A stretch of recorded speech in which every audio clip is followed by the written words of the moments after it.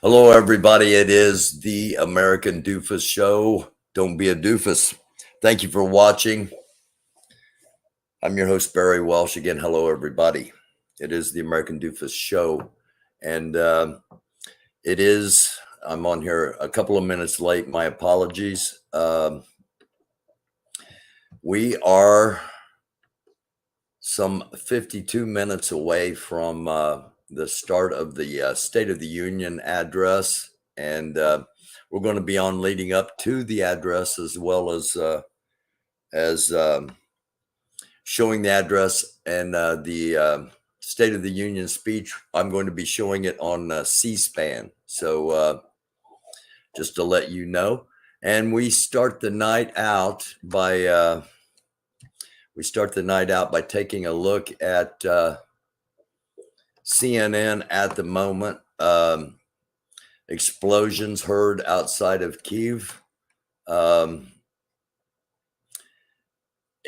apartment building, a series of apartment buildings, actually about 20 miles from Kyiv, was hit just within the past 2 hours.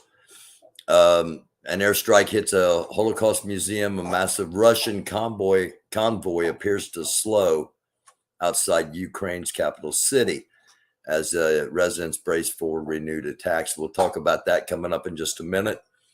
Of course, Biden's State of the Union, and also we have the first primaries of the midterm elections underway. So that's where we are as of right now, as far as headlines go. Again, if you're just joining us, thanks for watching. It is the American Doofus Show.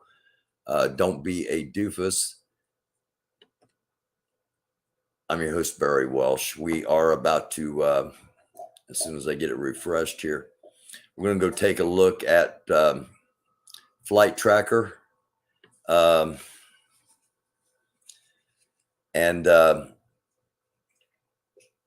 I want to go,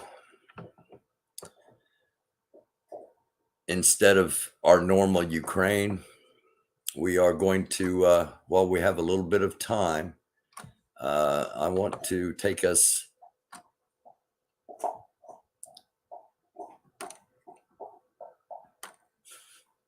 thanks for watching, everybody. American Doofus Show, news a little differently than you're used to.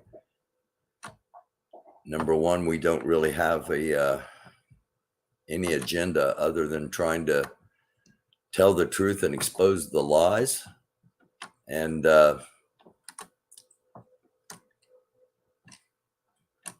I'm the producer director. As well, I don't want to go out quite that far. Yeah, okay, we will. Let's go out that far.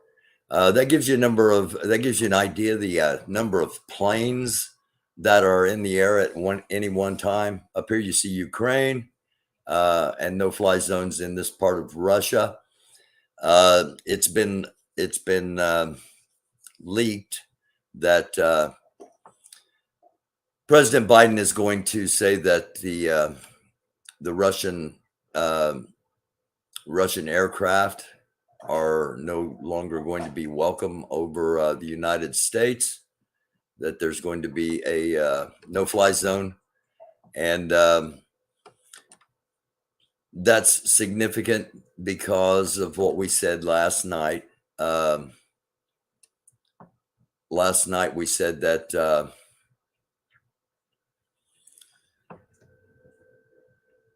Korea, or I'm sorry, I'm looking for North Korea here.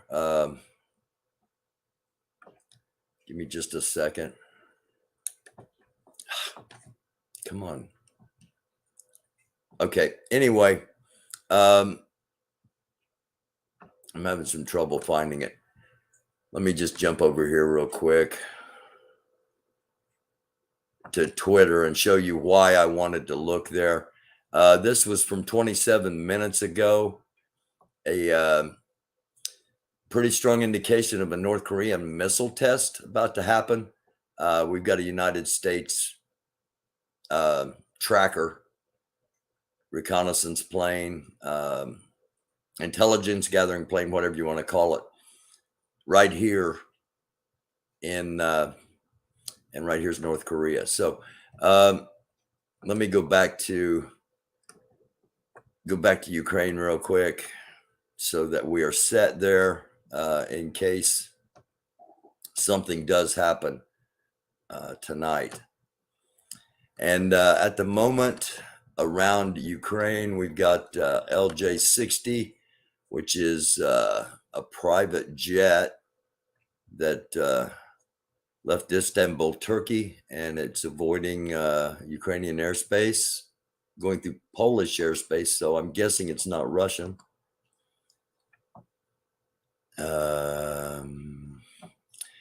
I don't see any of our American aircraft. This is British aircraft right here. And that doesn't mean they're not out there.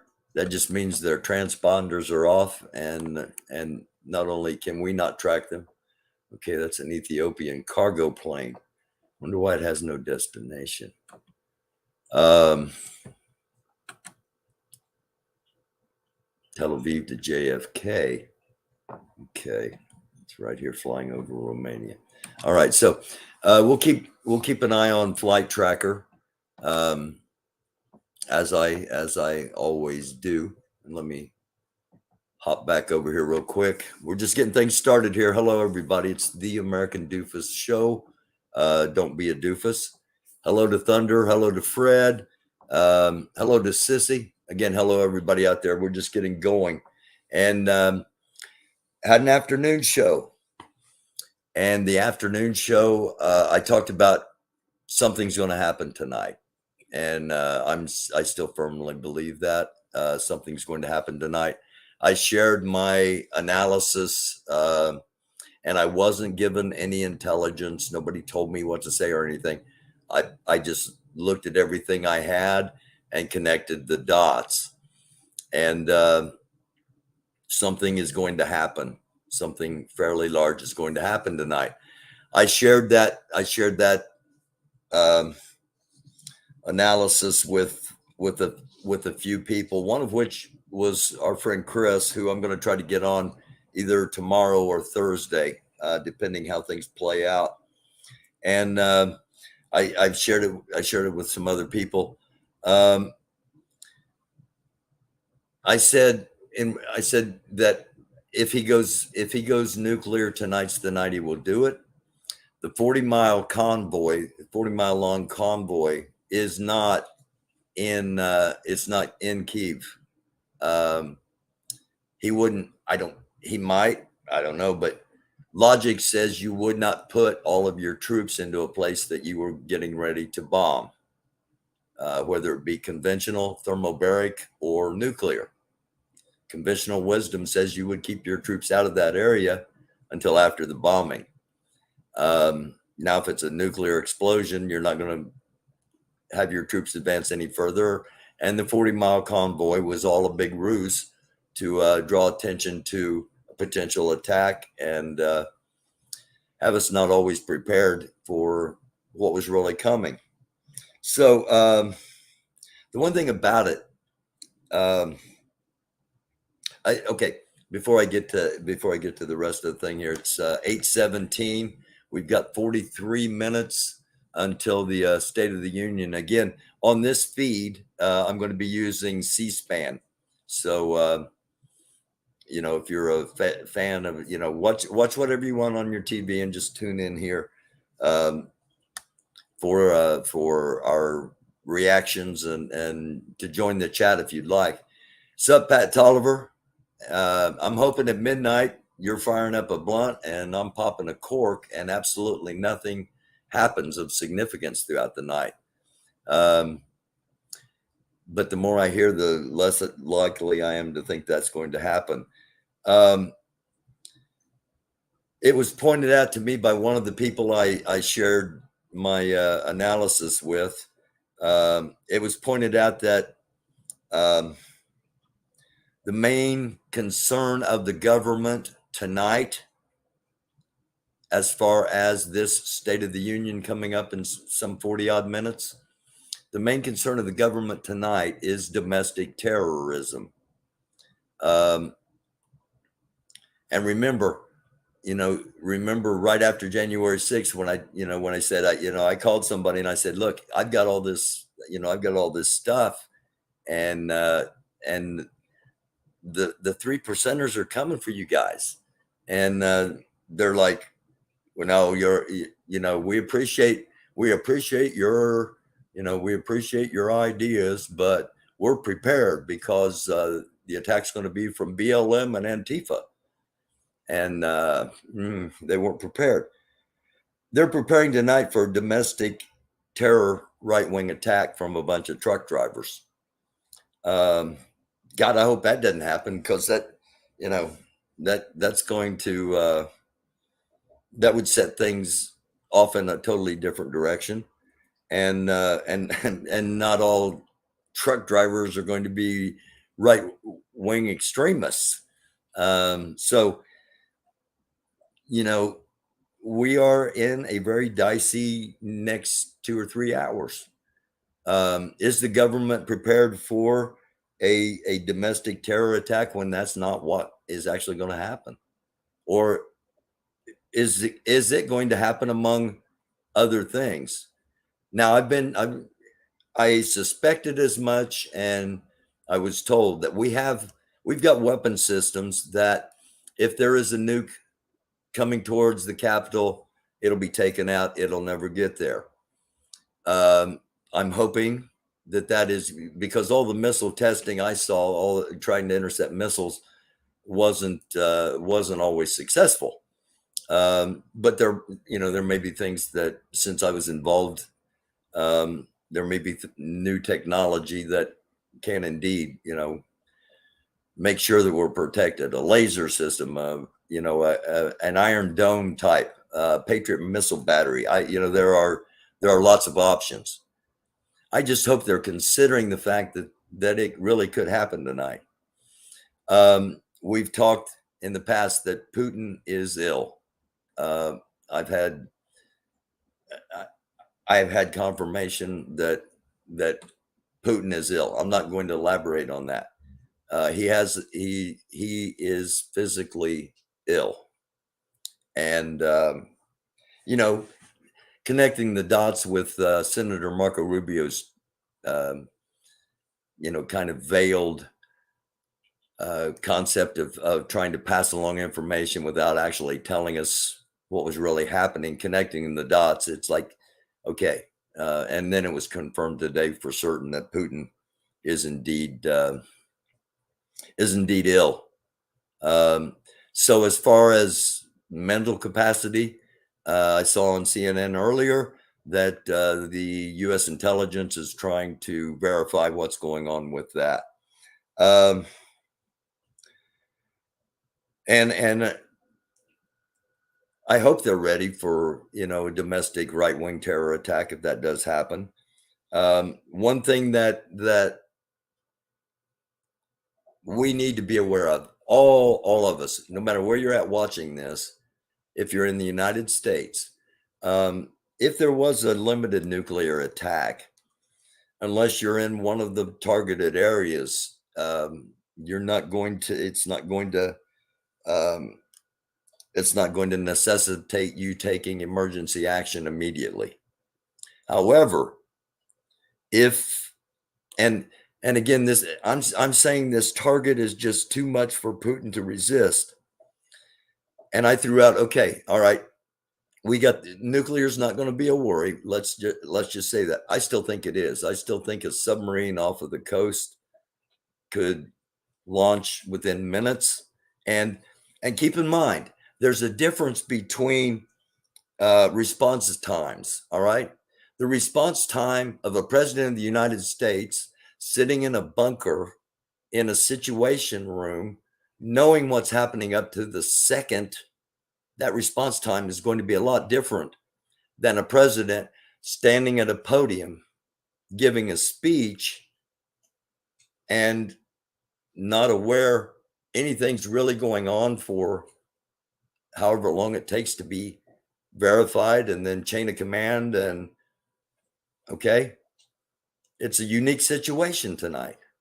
Once again, In case you're just joining us, thanks for watching American Doofus Show. Don't be a doofus. I mentioned this today. You've got all the senators, you've got all the congressmen, you got every Supreme Court justice, you got the entire Joint Chiefs of Staff, you got the president, you got the vice president, and you got a bunch of dignitaries sitting around up on top. The entire, and keep in mind, as far as they're concerned, they are America. Okay. They are America. We're just the people. So they are America. And if that attack happens, all of America goes into chaos. All right. The same thing's going to happen if it's a cyber attack, which is probably highly more likely. There's a cyber attack. Now, that potentially impacts us nationwide. If they take down one part of the infrastructure, it has a domino effect. And it just boom, boom, boom, boom, boom. And all of a sudden, we're all without power going WTF. All right. That's why I'm telling you all this stuff. In case it does happen, you know, you have an idea of what might be going on and why it's going on. And therefore, we can potentially assume that it's not going to be going on forever. All right. But just think about it for a second. All of a sudden, all the communication, all the electricity goes out. First of all, there are going to be people that are going to take advantage of that situation, which creates violence, which creates more violence. And I don't even want to go there. You know, there's no good. There's no good thing coming out of anything that I see happening tonight. You know, a domestic event is not good.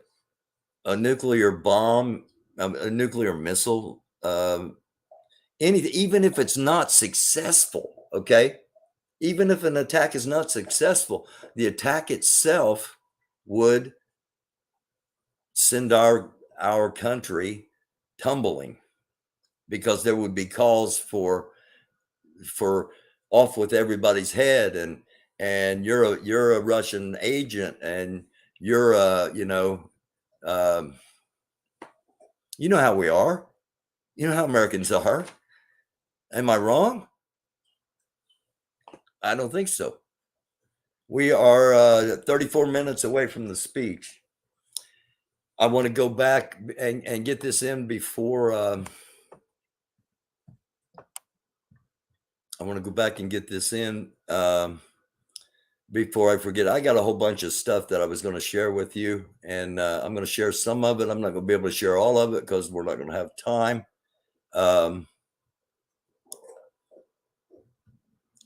But I do want to go to this. Again, thank you all for watching.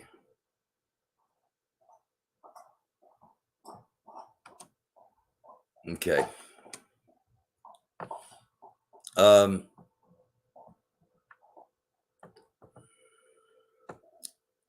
of course, I had it set up, and it refreshes in the time it took me. I want to point this out. Not her, but nonetheless, this wasn't. The next story is what Russia to retaliate for U.S. explosions or expulsions of 12 diplomats. Okay, that comes from Reuters. Russia to retaliate. All right. This afternoon, we showed you Russia considers the expulsion an act of aggression. Now we're showing you Russia to retaliate. So something is going to happen. This is what I wanted to show you. CNN has reported, and this was 4 hours ago now, that a screen has been prepared for the joint sessions of Congress, so that a live broadcast from Kyiv can appear in case it is subjected to a Russian bombing during Biden's speech to Congress. Okay, so they never do this. They're putting in a giant screen somewhere in the room so that if something happens during Biden's speech, they can watch it. Well, I told you this afternoon that this is too big of a target. Putin has to do something while this is going on. When did he launch the attack? He launched the attack when the United States ambassador to the UN was about to give her speech to this United Nations Security Council. When did he launch the major bombing and drop the first vacuum bomb, thermobaric weapon, whatever you want to call it, which happened yesterday outside of Kyiv? It happened as soon as the peace talks began, supposed peace talks began at the border. There is something timed either to prevent the State of the Union from happening, which I feel would be a major attack on either a United States asset outside of the country, or it will be an attack on Kyiv. If the attack comes against America, be it cyber or conventional or whatever, and it wouldn't be conventional, I don't believe, but cyber is probably the most likely, and it would be the most devastating to the entire nation, because you can't bomb the entire nation, but you can take the whole power structure out of the vast majority of the nation. So why, if they don't feel like I do that something's going to happen, why are they putting a screen up? You know, you got to, again, we're giving you things to think about. And that leads us to this. This happened this afternoon. in Kharkiv. And this is believed to be the second thermobaric bomb that Russia has let off.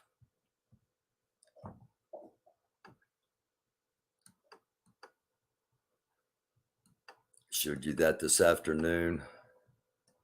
Okay.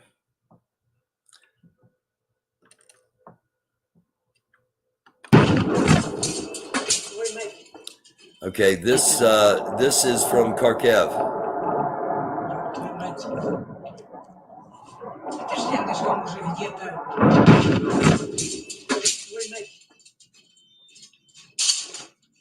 Совсем уже поехала назад.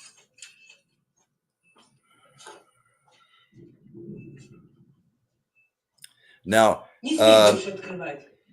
I asked a lot of people, and I listened to a lot of people debate whether that was whether that was an actual weapon or whether that was a missile hitting an ammo depot.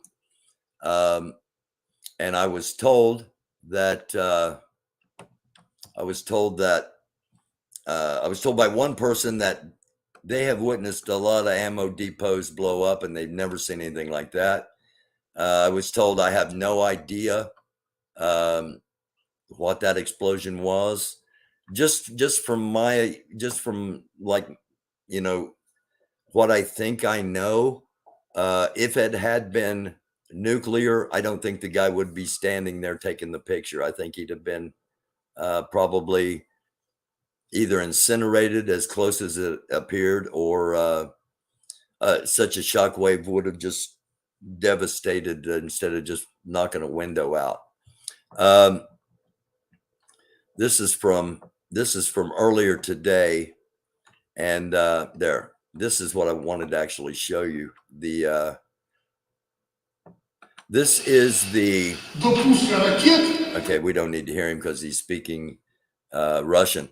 This is the Belarusian president, and there is a lot of chatter going on that Belarus is basically joining up with Russia as part of this invasion. And in giving an address today to his defense ministers that was televised, it appears, okay, this black line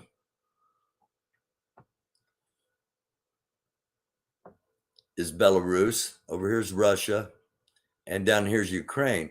And basically, it seems like he's just giving the battle plan out to the entire world as to, and then you'll see they have Ukraine already divided up into 4 areas. Here's an area, here's an area, and then this is, okay, 1 area, 2 area, 3 area, and then the area right over here that is already a part of Russia.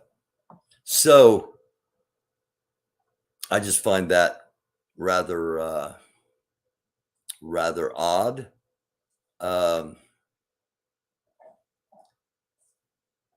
That they have already planned on how they're going to divide up Ukraine when this is all over.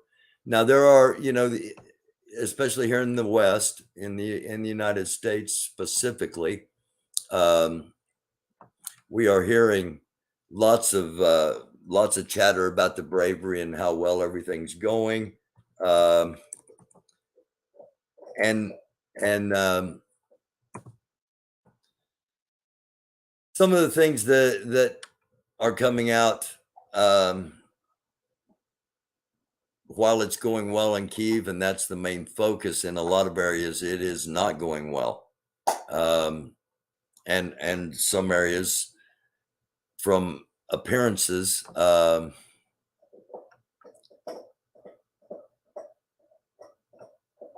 just scanning through Twitter here real quick. Okay, banning airspace. Hello, Ron Howard.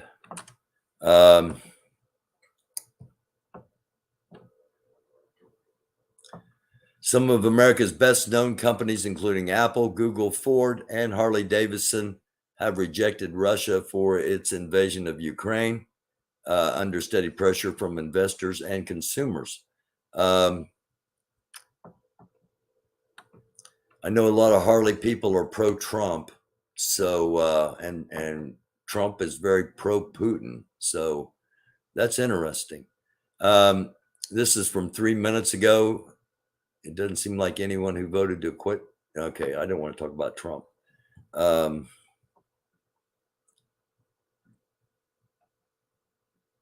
Okay.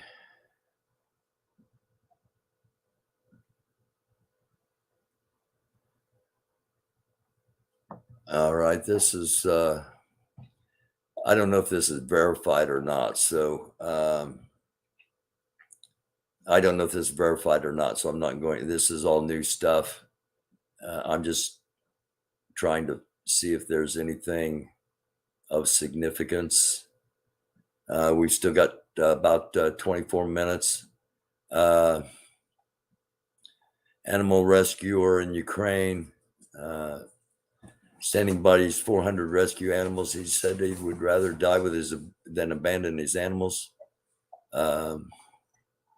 Right on, dude. Right on.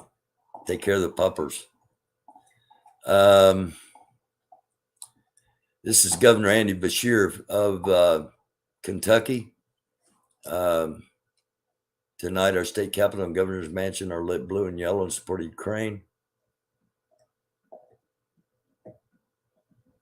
Pretty much everyone at Fox, with the exception of Tucker Carlson, has just become a mouthpiece for Ukraine and are now saying the most absurd things to get us into a war. Okay. Pedro is, and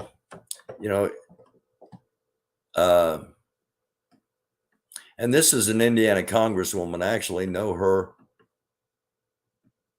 She's from Ukraine, and I was wondering about her. I got a lot of political contacts and stuff. What can I say? Oh, crap.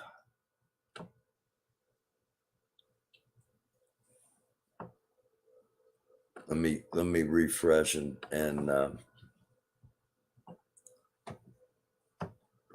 search breaking news here real quick. Thank you all for watching. We'll be going to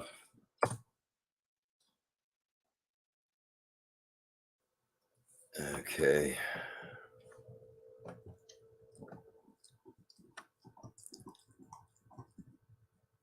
Nord Stream 2 is filed for bankruptcy. That was the pipeline supposed to go from Germany to Russia. Airbnb announcing provide free shelter. Okay.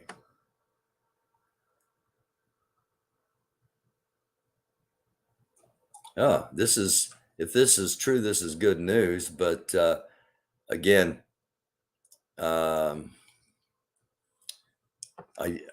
it's not from someone I consider a verified source.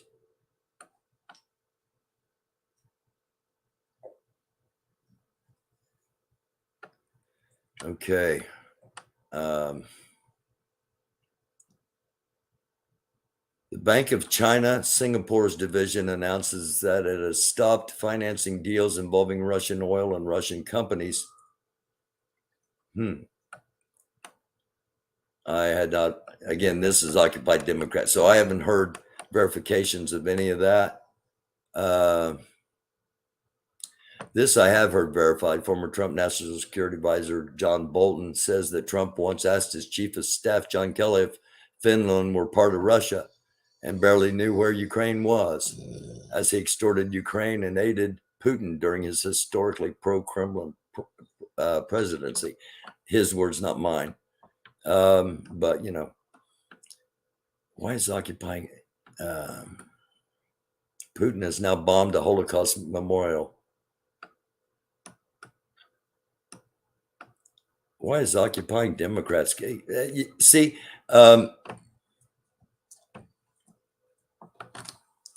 you have to sort through. You have to know what's verifiable. Have to know what's real.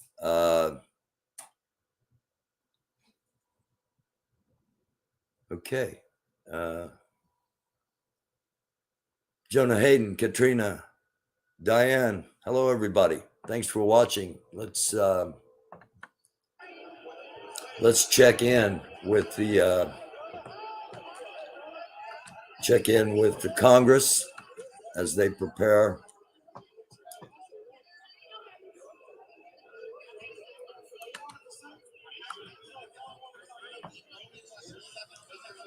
Again, we're going to be watching this on C-SPAN. Turn things up.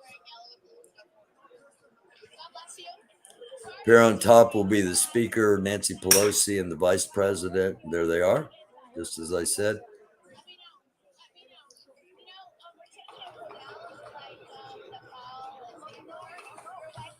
All right, so we'll get back to them in just a moment.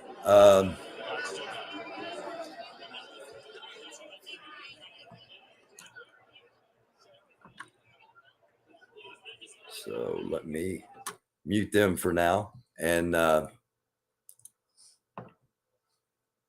going to hop back over to Flight Tracker real quick just to take a look. And by the way, you can tell big body planes from small body planes, from helicopters, and even fighter jets. Tracked two fighter jets earlier, British fighter jets escorting a big plane. This is Ethiopian cargo. Okay. That's the one we saw earlier right here over Romania. That's Ethiopia. Nope. What's this? Tel Aviv to New York. Okay. And I imagine we've got drones here. We've got drones here. We've got drones here. And we probably have attack drones up here ready. And again, they're watching the skies. They're and they're not all drones. Some of them are wide body planes. And that has been, in my opinion, probably one of the biggest reasons for Ukraine surviving is the intelligence they're getting from us and from other sources. So, that being said,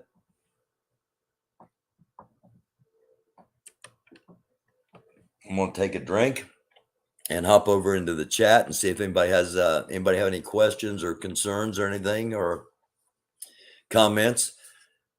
Top of the evening to you all.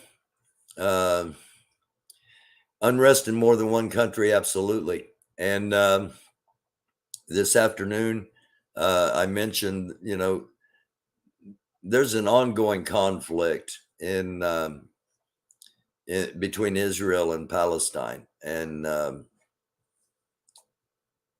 it's there are conflicts all over the world, but this one has the potential to trigger major events. People better be ready for sure. Absolutely.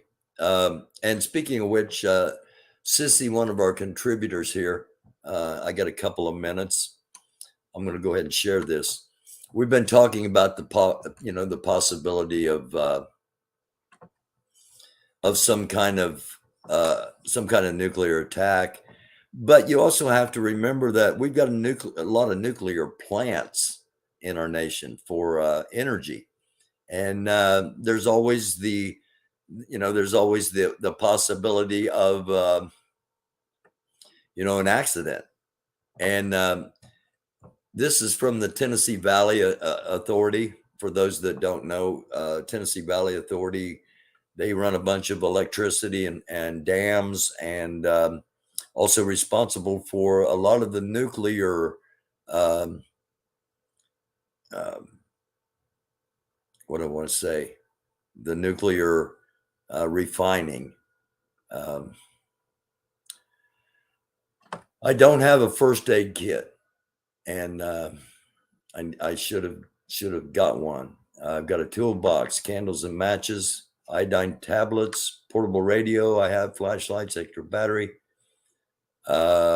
prescriptions, health products, blankets and pillows.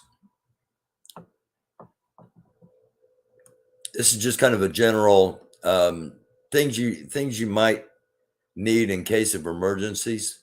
And so again, this is from the Tennessee Valley Authority. So go to tva.com/energy, and you'll be able to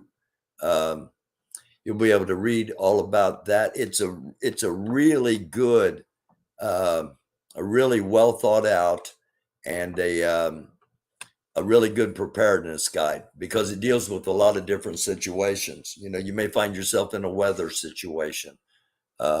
Chances are more likely, unless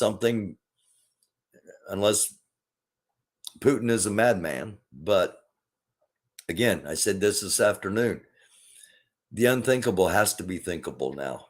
We have to at least put it in our heads, and because if you find yourself in a situation that you've never thought about being in before, you're lost.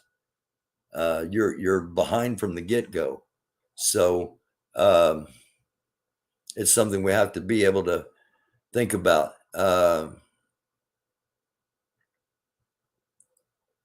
Oh yeah, I don't want you to get excited, Space Frog.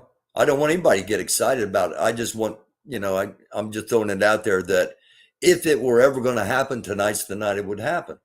And again, the reasons being, number one, I've always said from the beginning that it's not really about Ukraine, that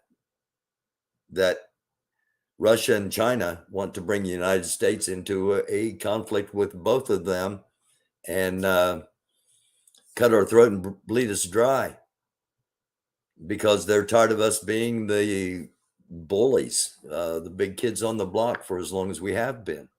So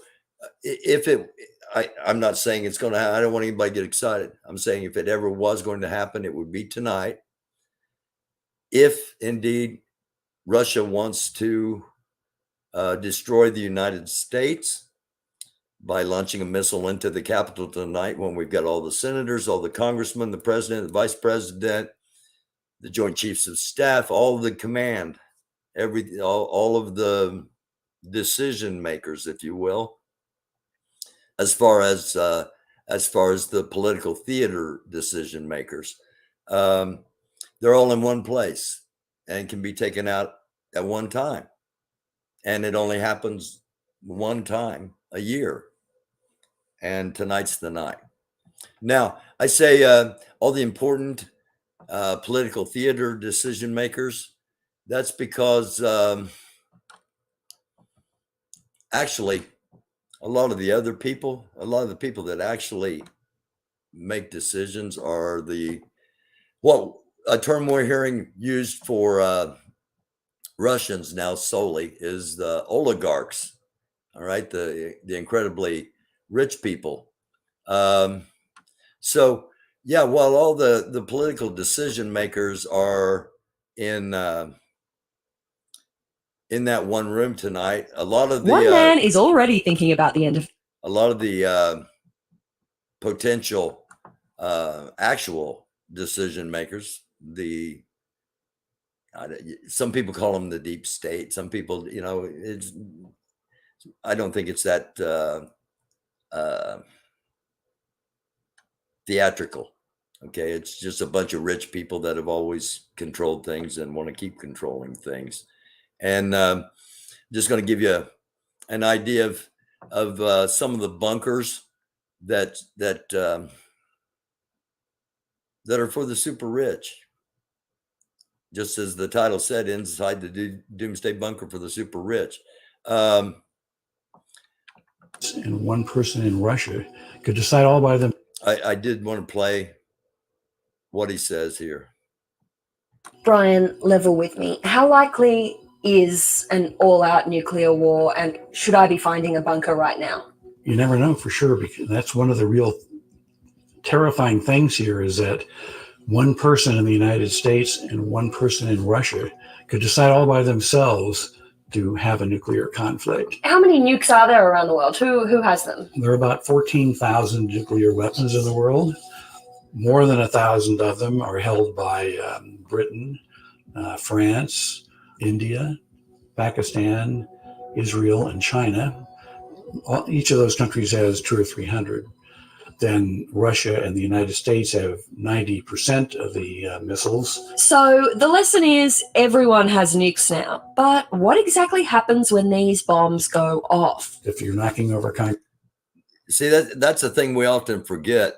If you're my age or around my age or slightly older or even slightly younger, you know about the destruction of nuclear weapons. A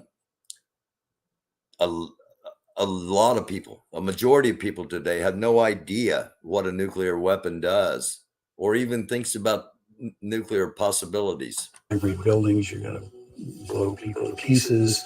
So there's a range of going out from distance in which you die from the blast wave tearing you to pieces, the radiation burning you up, the light wave burning you or catching you on fire. What happens when day one, a week later, a year later? What are we looking at? Well, when a nuclear weapon explodes, okay, we'll get into this more in depth.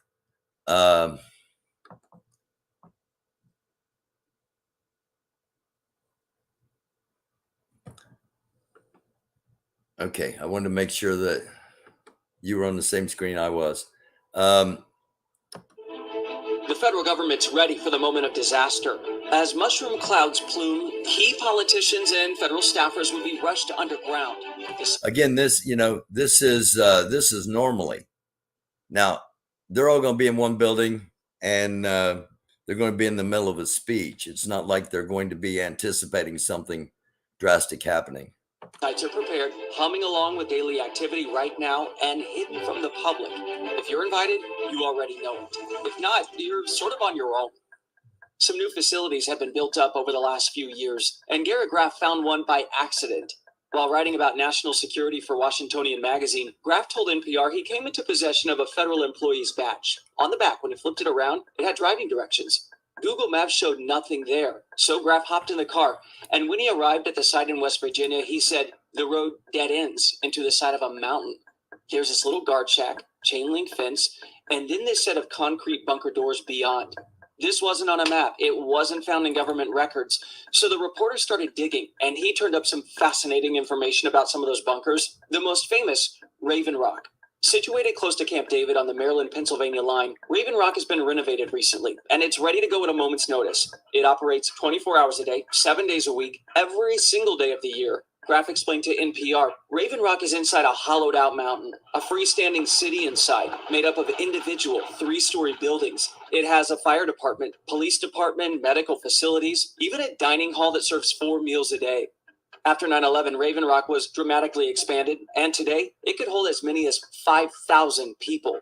For the overflow, more facilities are hidden around the country, some known, some secret. All right. Again, we're going to get more in depth on this in coming episodes. We're about 6 minutes away, so I don't have an invitation. But I will say that it's thought that there are bunkers, similar bunkers, underneath many airports, including Indianapolis International. After 2001, Indianapolis had a pretty good airport, and all of a sudden they built this new airport, this giant new airport. Same thing happened outside of Denver, Colorado. Supposedly there are bunkers underneath those airports and other locations to make sure the wealthy survive.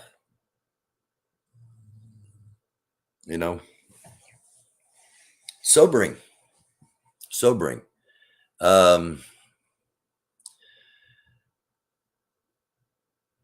XOXO. If what's the case, or I don't know if you're even talking to me or not. If that's the case, it would have been happened earlier before the event when least expected. Yeah, I don't know if you mean the possibility. Who is this lone staff member? I'm not sure who it is tonight, Boogeyman. But one member of the president's cabinet. It's usually the Secretary of Agriculture or someone along those lines that is not going to be at the State of the Union, and we're about 5 minutes away, so we got a little bit of time here. We need to know. Okay.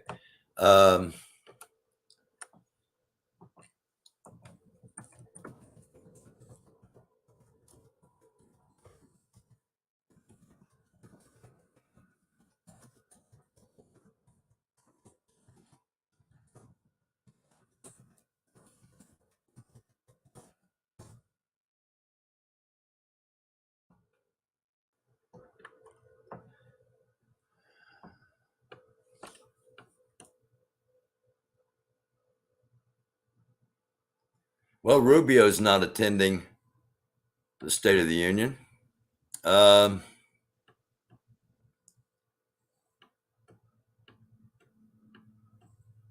This is odd. Normally this is announced. Chief Justices of the Supreme Court, the Chief Justice and the Supreme Court have just entered. Joint Chiefs of Staff are already there. This is odd.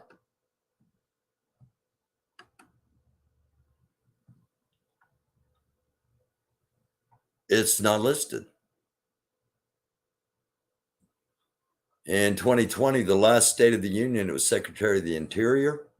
2019, it was Rick Perry, Secretary of Energy, Secretary of Agriculture, Sonny Perdue in 2018, but it doesn't say.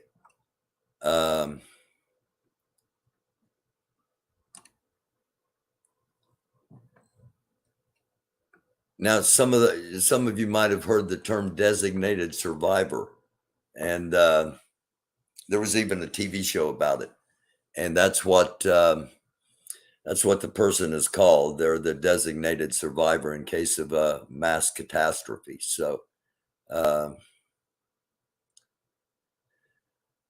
I kind of, Sissy, when I saw that, I did one of those, can you smell what the rock is cooking thing? Because Rubio's on the Intelligence Committee, and he's taken it a lot serious than a lot of other people have. I don't know if he's not there in protest. I don't know if he's not there because, he's a Republican and Biden's a Democrat. I don't know if he's not there because he thinks something might happen. I don't know. But very rarely do they miss this, because as you see, they're all on TV. They're all getting introduced, and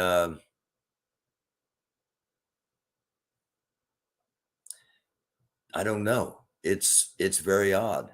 Okay, Blinken's there, Secretary of State. He's just coming in. We'll know now because most of the cabinet are coming in. Yeah, there we go. Members of Biden cabinet arrive. I say there we go. I'm looking at a monitor. So we are 1 minute away, and thank you all for being here. We are now going to. It is 9 p.m. We are now going to go to C-SPAN, and I'll be here watching with y'all. And the State of the Union.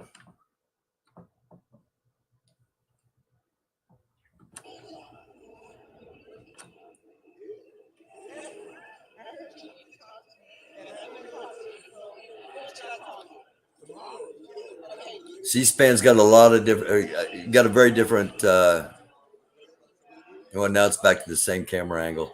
Okay, I'm guessing there's probably a camera pool, and all the networks will be able to choose, because CNN's staying on a solid shot, and C-SPAN's going back and forth.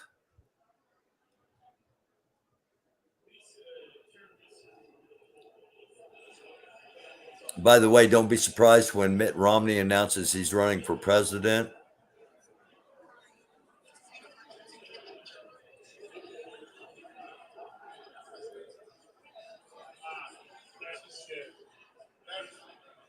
And I say I'm going to be here with you watching. I'm going to be also keeping an eye on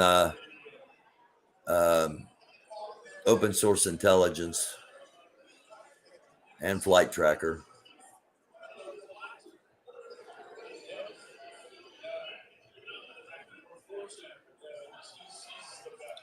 Chief Justice John Roberts on our screen here. CNN showing a wide shot.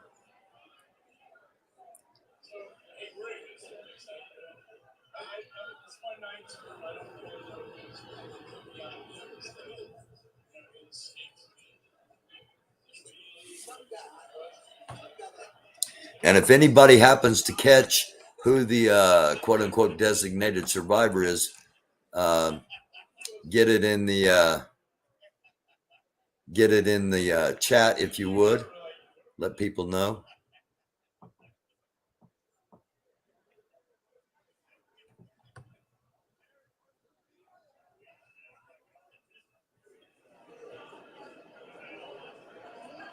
Okay.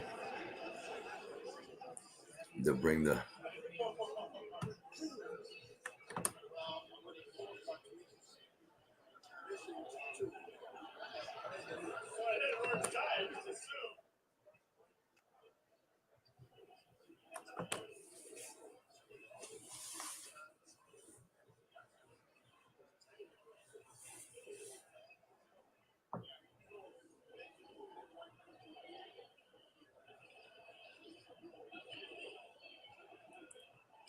23 minutes ago, Marco Rubio said, tonight Putin has launched what appears to be the largest airborne assault of the invasion. It is likely a final push to take control of the southeast approach to Kharkiv, the city he expected to take quickly without resistance and be welcomed by grateful residents as a liberator.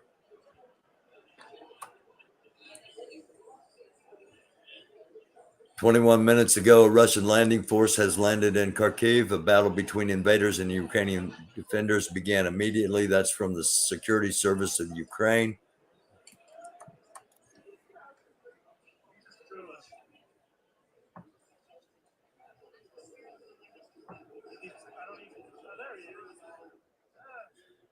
Danger. We can't stop what we're doing. We being independent journalists and open source intelligence, but be aware, we can't stop what we're doing against Putin, but be aware he will think that we're fronts for the U.S. government and retaliate against us. It is imperative that everyone prepare for and report any suspicious activity, cyber activity, ASAP.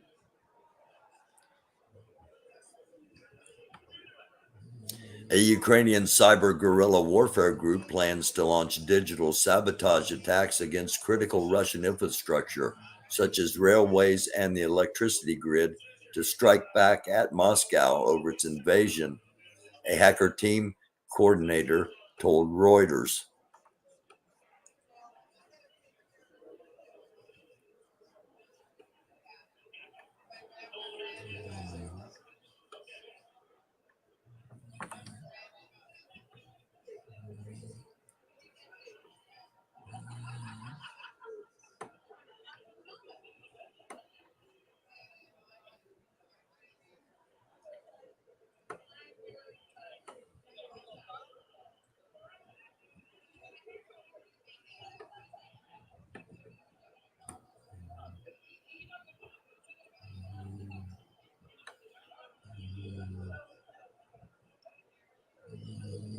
Okay, Kharkiv is under heavy attack. Kharkiv is the second largest city in Ukraine, behind Kyiv.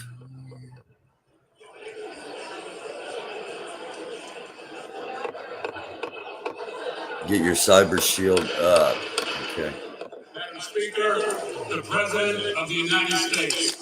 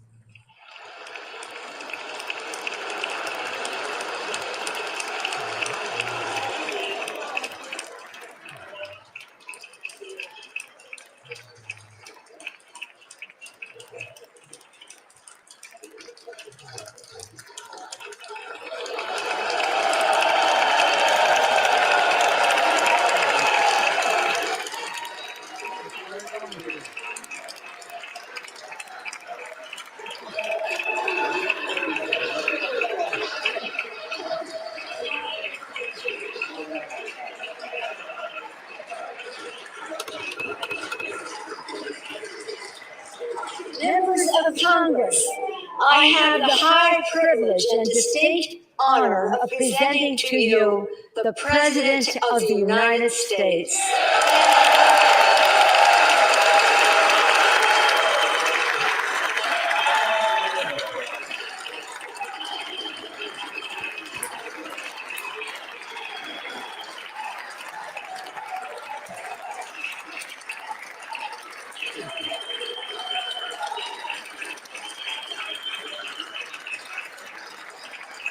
Thank you, thank you, thank you.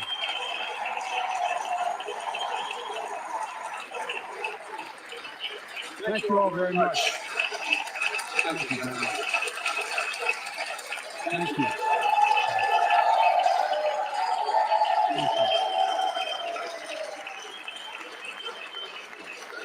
Thank you all very, very much. Thank you. Please. Thank you so much.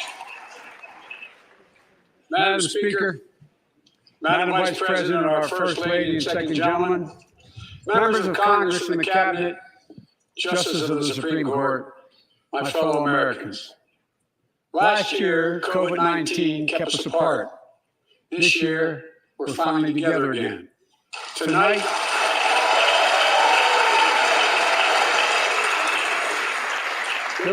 we meet as Democrats, Republicans, and Independents, but most importantly, as Americans, with the duty to one another, to America, to the American people, to the Constitution, and an unwavering resolve that freedom will always triumph over tyranny.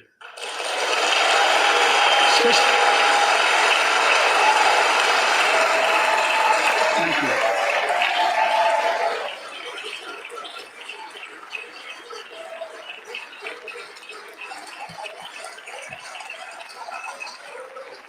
6 days ago, Russia's Vladimir Putin sought to shake the very foundations of the free world, thinking he could make it bend to his menacing ways.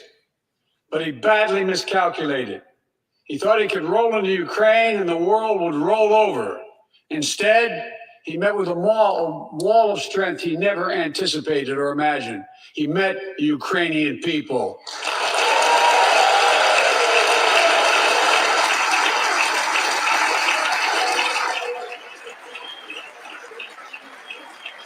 And President Zelensky, to every Ukrainian, their fearlessness, their courage, their determination literally inspires the world. Groups of citizens blocking tanks with their bodies, everyone from students to retirees to teachers, turned soldiers defending their homeland. And in this struggle, President Zelensky said in his speech to the European Parliament, "Light will win over darkness." The Ukrainian ambassador to the United States is here tonight, sitting with the First Lady. Let each of us, if you're able to stand and send an unmistakable signal to the world of Ukraine. Thank you.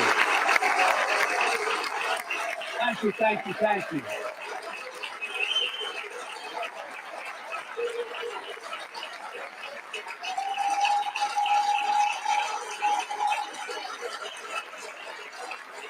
She's bright, she's strong, she's resolved.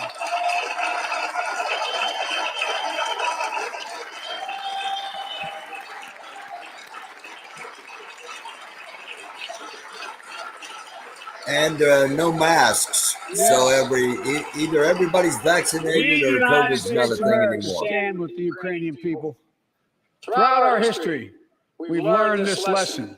When dictators do not pay a price for their aggression, they cause more chaos.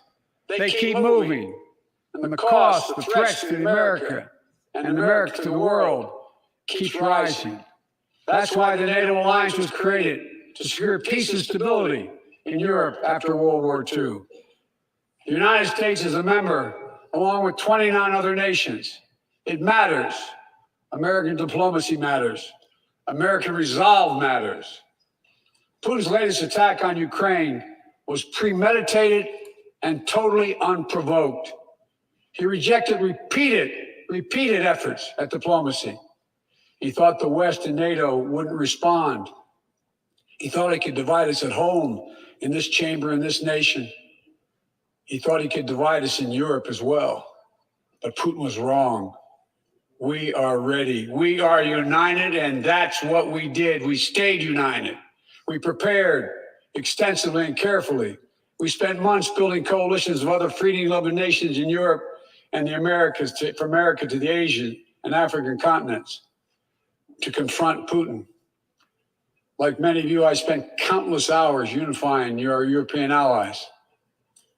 We shared with the world in advance what we knew Putin was planning and precisely how we would try to falsify and justify his aggression. We countered Russia's lies with the truth. And now that he's acted, the free world is holding him accountable, along with 27 members of the European Union, including France, Germany, Italy, as well as countries like the United Kingdom, Canada, Japan, Korea, Australia, New Zealand, and many others. Even Switzerland are inflicting pain on Russia and supporting the people of Ukraine. Putin is now isolated from the world more than he has ever been. Together,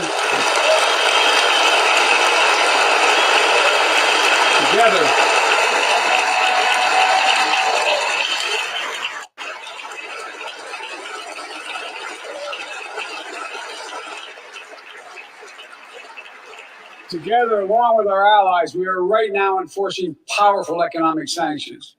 We're cutting off Russia's largest banks in the international financial system, preventing Russia's central bank from defending the Russian ruble, making Putin's $630 billion war fund worthless. We're choking Russia's access. To technology that will sap its economic strength and weaken its military for years to come. Tonight, I say to the Russian oligarchs and the corrupt leaders who built billions of dollars off this violent regime, no more. The United States, I mean it.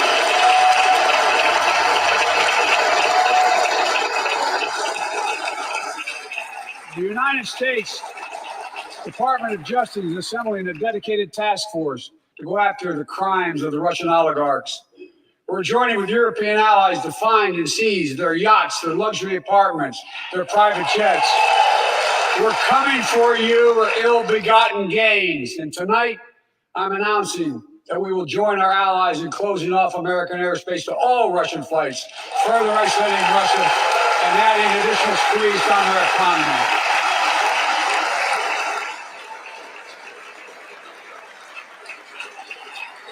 He has no idea what's coming. The ruble has already lost 30% of its value. The Russian stock market has lost 40% of its value, and trading remains suspended. The Russian economy is reeling, and Putin alone is the one to blame. Together with our allies, we're providing support to the Ukrainians in their fight for freedom. Military assistance, economic assistance, humanitarian assistance. We're giving more than $1 billion of direct assistance to Ukraine, and will continue to aid the Ukrainian people as they defend their country and help ease their suffering.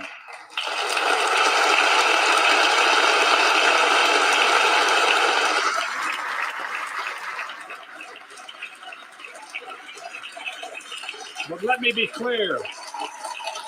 Our forces are not engaged and will not engage in the conflict with Russian forces in Ukraine. Our forces are not going to Europe to fight Ukraine, but to defend our NATO allies in the event that Putin decides to keep moving west. For that purpose, we have mobilized American ground forces, air squadrons, ship deployments to protect NATO countries, including Poland, Romania, Latvia, Lithuania, and Estonia. And as I've made crystal clear, the United States and our allies will defend every inch of territory that is NATO territory with the full force of our collective power. Every single inch.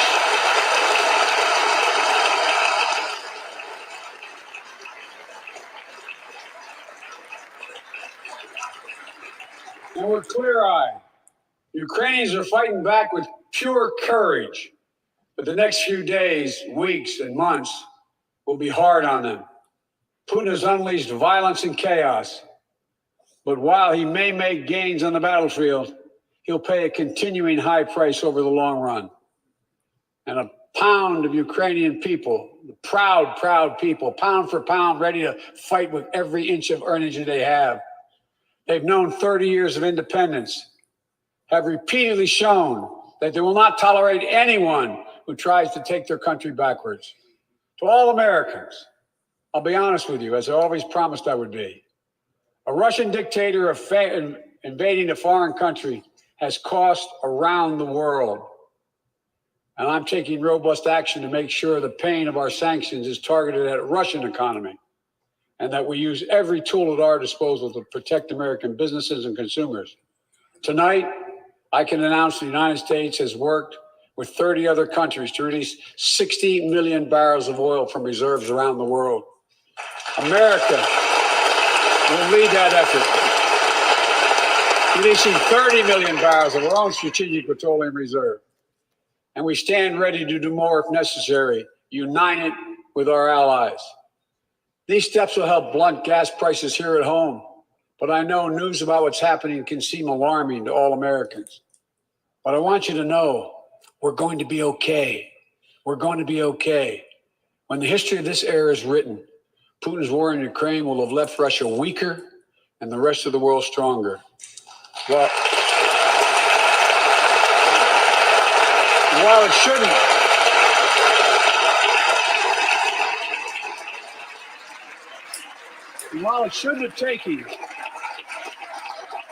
have taken something so terrible for people around the world to see what's at stake, now everyone sees it clearly. We see the unity among leaders of nations, a more unified Europe, a more unified West. We see unity among the people who are gathering in cities and large crowds around the world, even in Russia, to demonstrate their support for the people of Ukraine. In the battle between democracy and autocracies, democracies are rising to the moment, and the world is clearly choosing the side of peace and security. This is the real test. It's going to take time. So let us continue to draw inspiration from the iron will of the Ukrainian people. To our fellow Ukrainian Americans who forged a deep bond that connects our two nations, we stand with you. We stand with you. Putin may circle Kyiv with tanks, but he'll never gain the hearts and souls of the Iranian people. He'll never extinguish their love of freedom, and he will never weaken the resolve of the free world.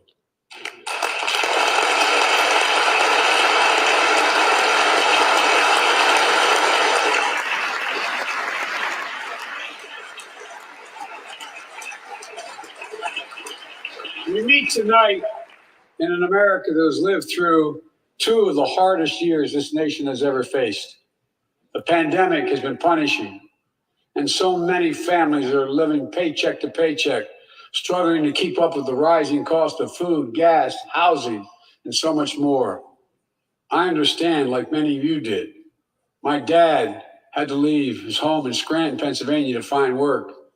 So like many of you, I grew up in a family when the price of food went up, it was felt throughout the family.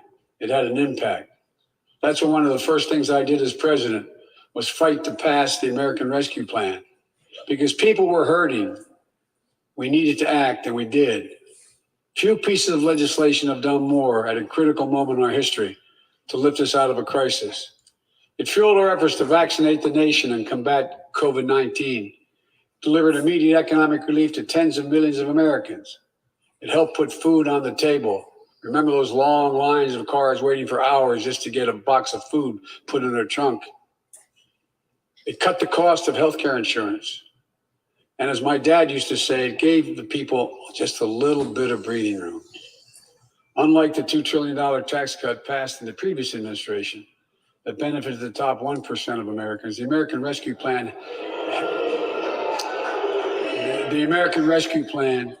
helped working people and left no one behind.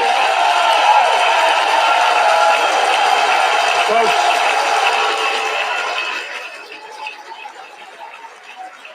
and it worked. It worked.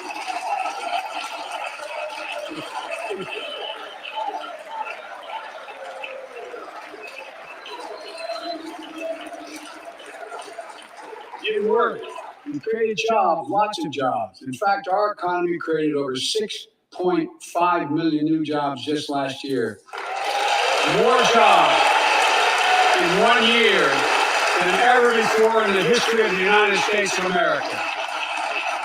The economy grew at a rate of 5.7 last year, the strongest growth rate in 40 years. And the first step in bringing fundamental change to our economy that hasn't worked for working people in this nation for too long. For the past 40 years, we were told the tax break for those at the top and benefits would trickle down and everyone would benefit. But that trickle-down theory led to a weaker economic growth, lower wages, bigger deficits, and a widening gap between the top and everyone else in nearly a century. Look, Vice President Harris and I ran for office, and I realize we have fundamental disagreements on this, but ran for office with a new economic vision for America. Invest in America, educate Americans, grow the workforce, build the economy from the bottom up and the middle out, not from the top down, because we know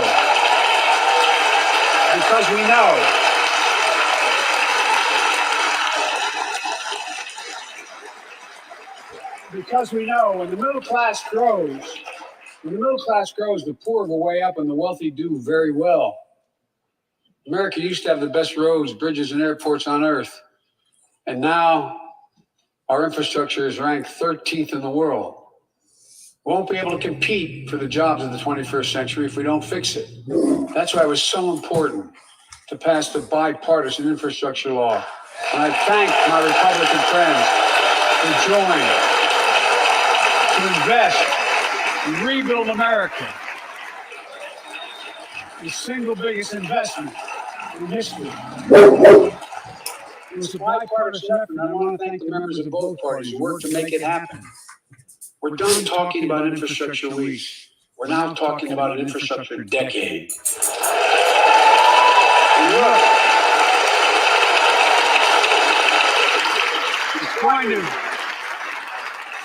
it's going to transform America. To put us on a path to win the economic competition of the 21st century that we face with the rest of the world, particularly China. I've told Xi Jinping it's never been a good bet to bet against the American people.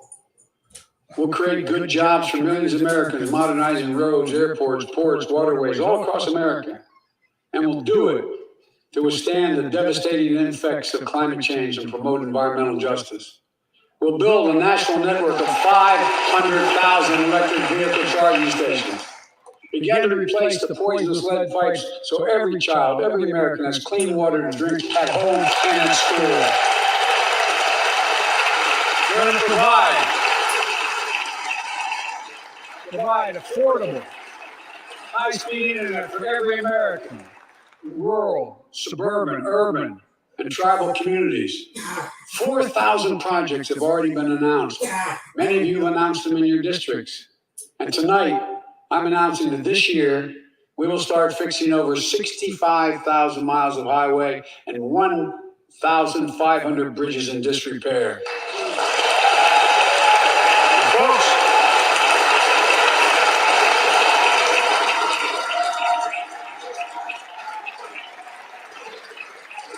when we use taxpayers' dollars to rebuild America, we're going to do it by buying American. Buy American products. Support American jobs. The federal government spends about $600 billion a year to keep this country safe and secure. There's been a law on the books for almost a century to make sure taxpayers' dollars support American jobs and businesses.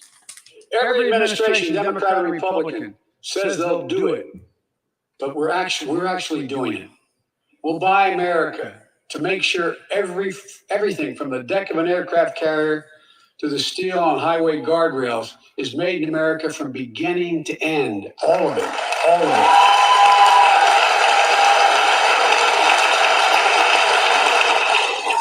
But folks, to compete for the jobs of the future, we also need a level playing field with China and other competitors. That's why it's so important to pass the Bipartisan Innovation Act seated in Congress that will make record investments in emerging technologies and American manufacturing. We used to invest almost 2% of our GDP. We're going to have a lot to talk about. We don't now. China is. Let me give you one example why it's so important to pass. If you travel 20 miles east of Columbus, Ohio, you'll find 1,000 empty acres of land. It won't look like much, but if you stop and look closely, you'll see a field of dreams, the ground on which America's future will be built. That's where Intel, the American company that helped build Silicon Valley, is going to build a $20 billion semiconductor megasite, up to 8 state-of-the-art factories in one place, 10,000 new jobs. And in those factories, the average job about $135,000 a year. Some of the most sophisticated manufacturing in the world to make computer chips the size of a fingertip, that power the world in everyday lives, from smartphones, technology, the internet, technology is yet to be invented. But that's just the beginning. Intel CEO Pat Gelsinger, who is here tonight, I don't know where Pat is. Pat, there you go, Pat, stand up.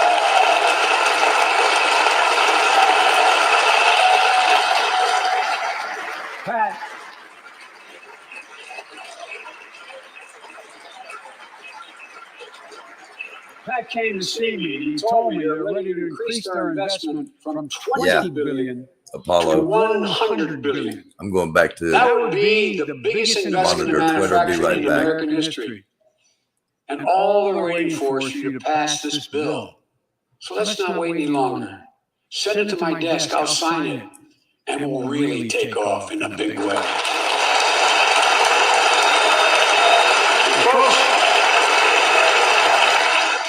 Intel is not alone. There's something happening in America. Just look around and you'll see an amazing story. The rebirth of pride that comes from stamping products made in America. The revitalization of American manufacturing.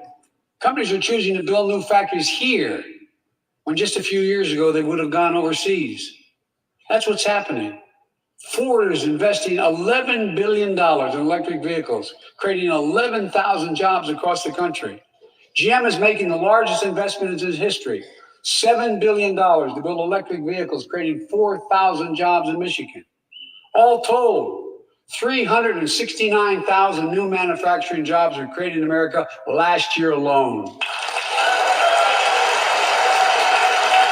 Folks,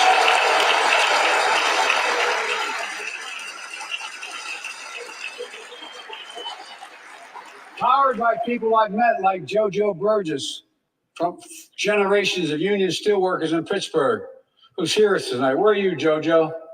There you go. Thanks, buddy. As Ohio Senator Sherrod Brown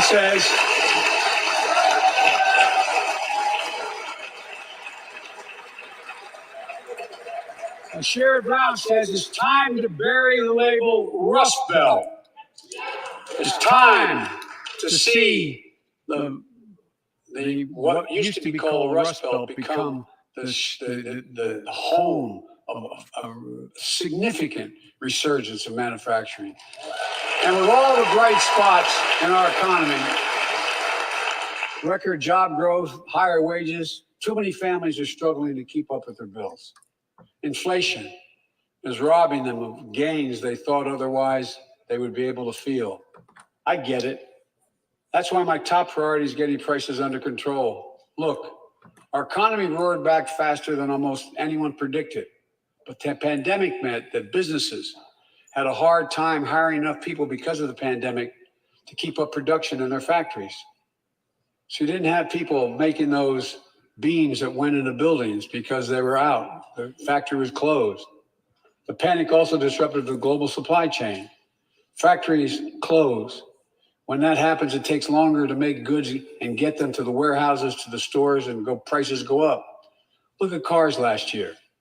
1/3 of all the inflation was because of automobile sales. There weren't enough semiconductors to make all the cars that people wanted to buy. And guess what? Prices of automobiles went way up, especially used vehicles as well. And so we have a choice. One way to fight inflation is to drive down wages and make Americans poorer. I think I have a better idea to fight inflation. Lower your costs, not your wages. Folks,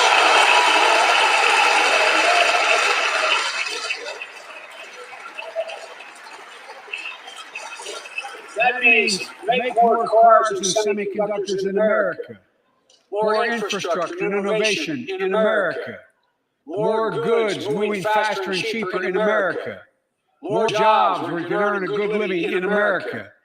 Instead of relying on foreign supply chains, let's make it in America. Look, economists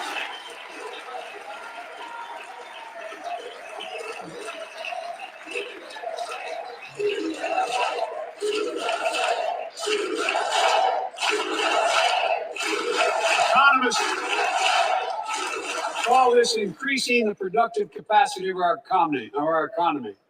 I call it building a better America. My plan to fight inflation will lower your costs and lower the deficit. 17 Nobel laureates in economics said my plan will ease long-term inflationary pressures. Top business leaders, and I believe most Americans support the plan. And here's the plan. First, cut the cost. He believes we'll support it. Okay, here it is. Most Americans support it, but you don't know what it is yet. For the same drug, we're going to have a lot to talk by about. The same company in America than any other country in the world.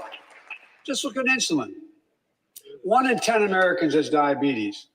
In Virginia, I met a 13-year-old boy, the handsome young man standing up there, Joshua Davis. He and his dad both have type 1 diabetes, which means they need insulin every single day. Insulin costs about $10 a vial to make. That's what it costs the pharmaceutical company. But drug companies charge families like Joshua and his dad up to 30 times that amount. I spoke with Joshua's mom. Imagine what it's like to look at your child who needs insulin to stay healthy and have no idea how in God's name you're going to be able to pay for it. What it does to your family, but what it does to your dignity, your ability to look your child in the eye, to be the parent you expect yourself to be. I really mean to think about that. That's what I think about. What do you think about donations from Big Pharma? I'm just here tonight, something to think about. Since Happy we're talking about birthday, things buddy, to by think the about. So Joshua and 200,000 other young people with type 1 diabetes, let's cap the cost of insulin at $35 a month. So everyone can afford it. And drug companies will do very, very well, their profit margin. While we're at it, I know we have great disagreements on this floor with this. Let's let Medicare negotiate the price of prescription drugs.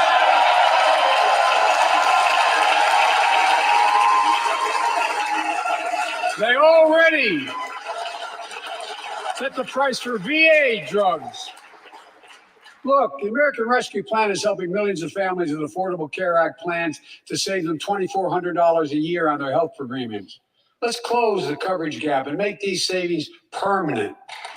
And second, let's cut energy costs for families, an average of $500 a year by combating climate change. Let's provide an investment tax credits to weatherize your home and your business, to be energy efficient and get a tax credit for it. Double America's clean energy production in solar, wind, and so much more.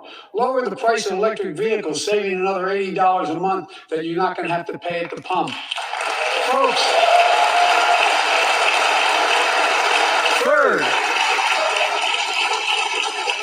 the third thing we can do to change the standard of living for hardworking folks is cut the cost of child care.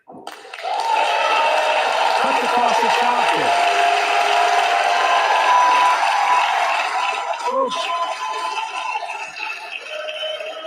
if you live in a major city in America, you pay up to $14,000 a year for child care per child. I was a single dad for 5 years, raising 2 kids. I had a lot of help, though. I had a mom, a dad, a brother, and a sister that really helped. But middle class and working folks shouldn't have to pay more than 7% of their income to care for the young children. My plan would cut the cost of child care in half for most families and help parents, including millions of women who left the workforce during the pandemic because they couldn't afford child care, to be able to get back to work, generating economic growth. But my plan doesn't stop there. It also includes home and long-term care, more affordable housing, pre-K for 3 and 4-year-olds. All of these will lower costs for families. Under my plan, nobody, let me say this again, nobody earning less than $400,000 a year will pay an additional penny in new taxes. Not a single penny.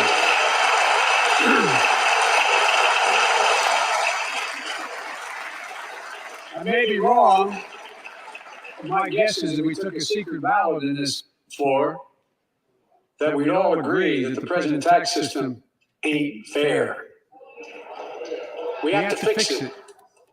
I'm not looking to punish anybody. But let's make corporations and wealthy Americans start paying their fair share. Look, last year,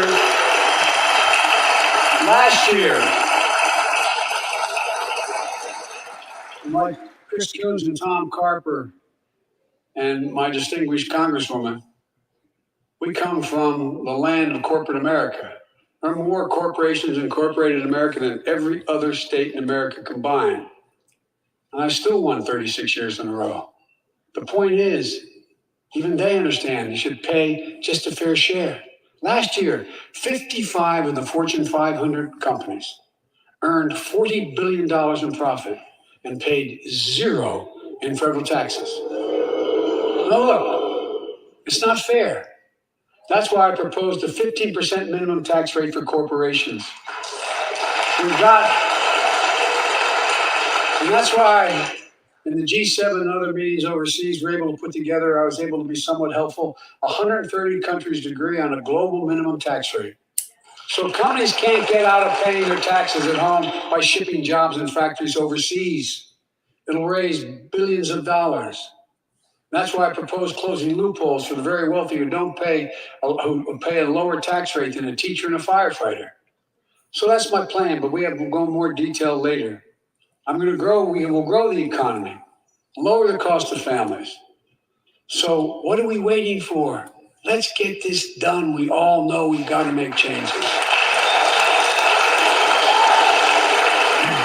Folks,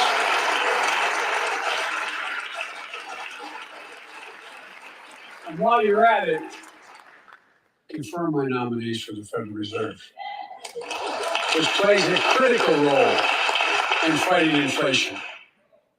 My plan will not only lower costs and give families a fair shot, it will lower the deficit. The previous administration not only ballooned the deficit with those tax cuts for the very wealthy and corporations, it undermined the watchdogs, the job of those to keep pandemic relief funds being wasted. Remember we had those debates about whether or not those watchdogs should be able to see every day how much money was being spent, where was it going to the right place? In my administration, the watchdogs are back. And we're going to go after the criminals who stole billions of relief money meant for small business and millions of Americans. Tonight, I'm announcing that the Justice Department will soon name a chief prosecutor for pandemic fraud.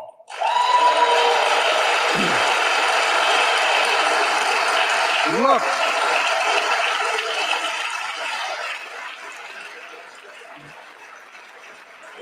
I think we all agree, thank you. By the end of this year, the deficit will be down to less than half of what it was before I took office. The only president ever to cut the deficit by more than $1 trillion in a single year. Lowering your cost also meant demanding more competition. I'm a capitalist, but capitalism without competition is not capitalism. Capitalism without competition is exploitation. It drives up profits. And corporations have to compete.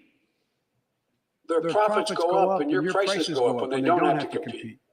Small businesses and family farmers and ranchers, I need not tell some of my Republican friends from those states. Guess what? You got 4 basic meat packing facilities. That's it. You play with them or you don't get to play at all. And you pay a hell of a lot more. A hell of a lot more because there's only 4. See what's happening with ocean carriers moving goods in and out of America. During the pandemic, about half a dozen or less foreign-owned companies raised prices by as much as 1,000% and made record profits. Tonight, I'm announcing a crackdown on those companies overcharging American businesses and consumers.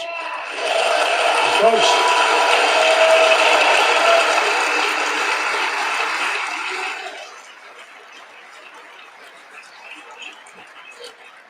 and as Wall Street firms take over more nursing homes, quality in those homes has gone down and costs have gone up. That ends on my watch. Medicare is going to set higher standards for nursing homes and make sure your loved ones get the care they deserve and that they inspect and they will look at closely. We're also going to cut costs to keep the economy going strong and giving workers a fair shot, provide more training and apprenticeships, hire them based on skills, not just their degrees. Let's pass the Paycheck Fairness Act and pay leave. Raise the minimum wage to $15 an hour. And extend the child tax credit so no one has to raise a family in poverty. Let's increase Pell Grants, increase our storage support for HBCUs. And invest in what Jill, our First Lady who teaches full-time, calls America's best-kept secret, community colleges. Look, let's pass the PRO Act. When the majority of workers want to form a union, they shouldn't be able to be stopped. When we invest in our workers and we build an economy from the bottom up and the middle out together, we can do something we haven't done in a long time. Build a better America.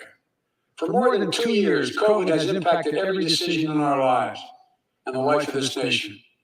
And I know you're tired, frustrated, and exhausted. That doesn't even count for close to 1 million people who sit at a dining room table or a kitchen table and look at an empty chair because they lost somebody. But I also know this, because of the progress we made, because of your resilience and the tools that we have been provided by this Congress, tonight I can say we're moving forward safely back to a more normal routines. Yes. We've One of the reached only a new moment in the fight differences against is Trump can't tell you COVID-19, what state he's in where most of the severe time. cases are down to a level not seen since July of last year. Just a few days ago, the Center for Disease Control and Prevention issued a new mask guidelines. Under the new guidelines, most Americans and most of the country can now go mask-free. And based on projections, more of the country will reach a point across the next couple of weeks. And thanks to the progress we've made in the past year, COVID-19 no longer need control our lives. I know some are talking about living with COVID-19, but tonight I say that we never will just accept living with COVID-19. We'll continue to combat the virus as we do other diseases. And because this virus mutates and spreads, we have to stay on guard. And here are 4 common sense steps as we move forward safely, in my view. First, stay protected with vaccines and treatments. We know how incredibly effective vaccines are. If you're vaccinated and boosted, you have the highest degree of protection. We'll never give up on vaccinating more Americans. Now, I know parents with kids under 5 are eager to see their vaccines authorized for their children. Scientists are working hard to get that done. We'll be ready with plenty of vaccines if and when they do. Okay. We're all ready. We are also ready with antiviral treatments. If you get COVID-19, the Pfizer pill reduces your chances of ending up in the hospital by 90%. I've ordered more pills than anyone in the world has. Pfizer is working overtime to get us 1 million pills this month and more than double that next month. I thought And drug now we're companies launching were the bad. Test to Treat initiative. So people can get tested at a pharmacy, and if they prove positive, receive the antiviral pills on the spot at no cost. Folks, Okay, if that's for real. If you're immunocompromised or have some other vulnerability, we have treatments and free high-quality masks. We're leaving no one behind or ignoring anyone's needs as we move forward. On testing, we've made hundreds of millions of tests available, and you can order them for free to your doorstep. And we've already ordered free tests. If you already ordered free tests tonight, I'm announcing you can order another group of tests. Go to covidtest.gov starting next week, and you can get more tests. Second, we must prepare for new variants. Over the past, we've gotten much better at detecting new variants. If necessary, we'll be able to develop new vaccines within 100 days instead of maybe months or years. And if Congress provides the funds we need, we'll have new stockpiles of tests, masks, pills ready if needed. I can't promise a new variant won't come, but I can promise you we'll do everything within our power to be ready if it does. Third,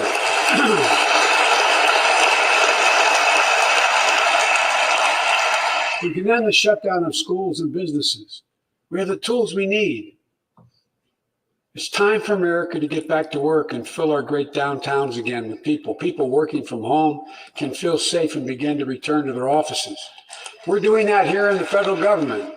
The vast majority of federal workers will once again work in person. Our schools are open. Let's keep it that way. Our kids need to be in school.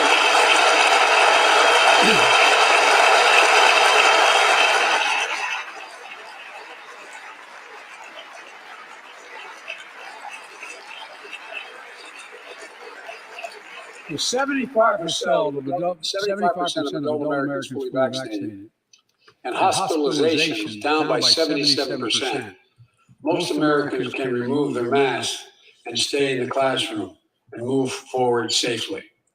We achieved this because we provided free vaccines, treatments, tests, and masks. Of course, continuing this costs money, so I'll not surprise you. I'll be back to see you all. And I'm going to soon send a request to Congress. The vast majority of Americans have used these tools and may want again. We may need them again. So I expect Congress, and I hope you'll pass that quickly. Fourth, we'll continue vaccinating the world.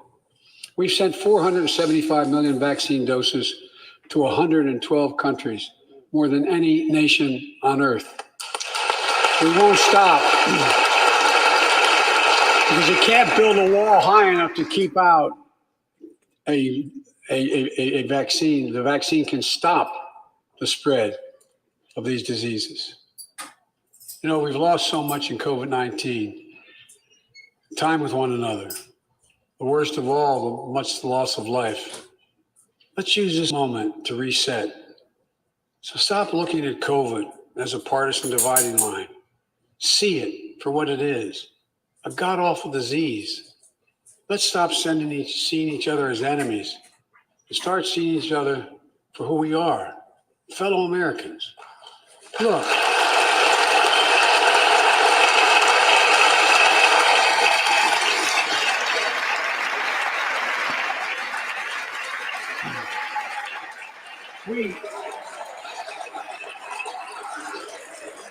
we can't change how divided we've been. It was a long time in coming. But we can change how to move forward on COVID-19 and other issues that we must face together. I recently visited the New York City Police Department days after the funerals of Officer Wilbur Mora and his partner, Officer Jason Rivera. They were responding to a 9/11 call when a man shot and killed them with a stolen gun. Officer Mora was 27 years old. Officer Rivera was 22 years old. Both Dominican Americans who grew up in the same streets that they later chose to patrol as police officers. I spoke with their families, and I told them they were forever in debt for their sacrifices and will carry on their mission to restore the trust and safety of every community deserves. Like some of you that have been around for a while, I've worked with you on these issues for a long time. I know what works. Investigating crime prevention and community policing, cops who walk the beat, who know the neighborhood, and who can restore trust and safety. Let's not abandon our streets or choose between safety and equal justice.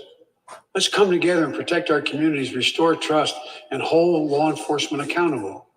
That's why the Justice Department has required body cameras, banned choke calls, and restricted no-knock warrants for its officers. That's why the American Rescue Plan that you all provided $350 billion that cities, states, and counties can use to hire more police, invest in more proven strategies.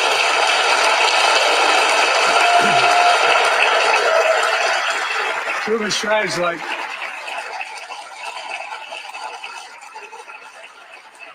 strategies like community violence interruption, trusted messengers, breaking the cycle of violence and trauma, and giving young people some hope.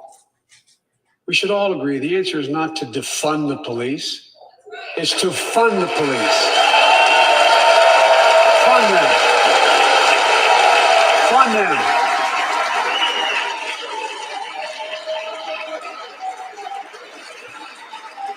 Fund them with resources and training. Resources and training they need to protect our communities. I asked Democrats and Republicans alike to pass my budget and keep our neighborhoods safe. And we'll do everything in my power to crack down on gun trafficking, of ghost guns that you can buy online, assemble at home, no serial numbers, can't be traced. I asked Congress to pass proven measures to reduce gun violence. Pass universal background checks. Why should anyone on the terrorist list be able to purchase a weapon? Why? Why? And folks, ban assault weapons with high-capacity magazines hold up to 100 rounds. You think the deer are wearing Kevlar vests? Look, repeal the liability shield. It makes gun manufacturers the only industry in America that can't be sued. The only one. Imagine had we done that with the tobacco manufacturers. These laws don't infringe on the Second Amendment. They save lives. The most fundamental right in America is the right to vote and have it counted. And look, it's under assault. In state after state, new laws have been passed. Not only to suppress the vote, we've been there before, but to subvert the entire election. We can't let this happen. Tonight I call on the Senate to pass the Freedom to the Vote Act, pass the John Lewis Act, Voting Rights Act. And while you're at it, pass the Disclose Act so Americans know who's funding our elections. Look, tonight, I like to honor someone who dedicated his life to serve this country. Justice Breyer, an Army veteran, constitutional scholar, retiring justice of the United States Supreme Court. Justice Breyer, thank you for your service. Thank you, thank you, thank you. We mean it. Get up, stand up and see you. Thank you.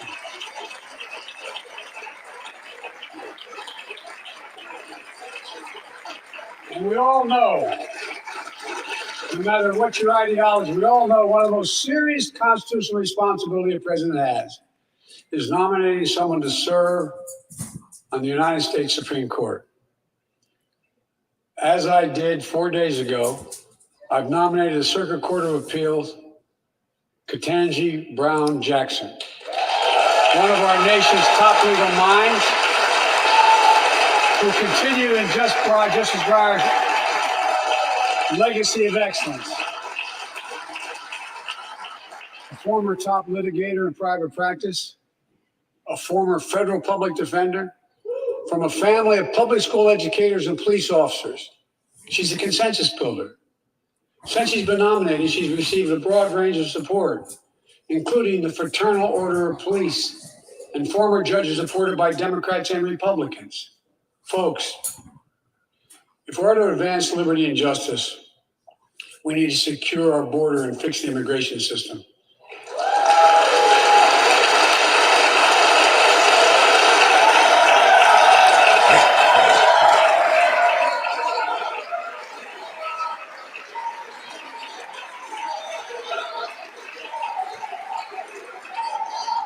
And as you might guess, I think we can do both.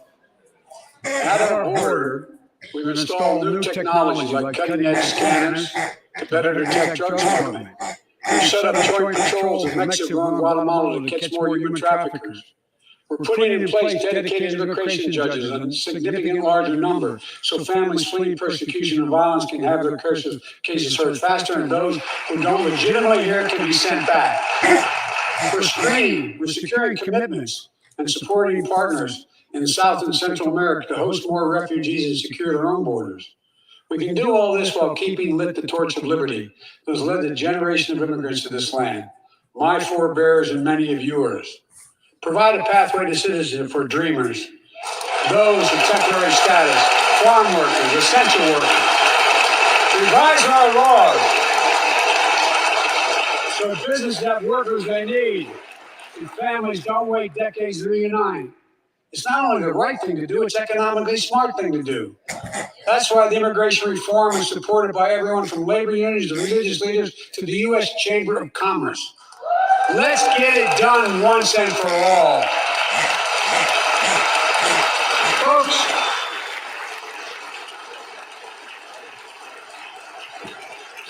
advancing liberty and justice also requires protecting the rights of women. The constitutional right affirmed by Roe v. Wade, standing precedent for half a century, is under attack as never before.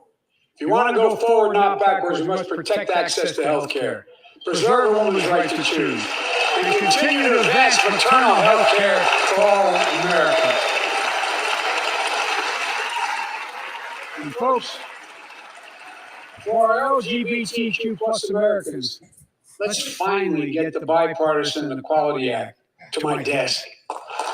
The onslaught of state laws targeting transgender Americans and their families is simply wrong. I've said last year, especially for our younger transgender Americans, I'll always have your back as your president so you can be yourself and reach your God-given potential.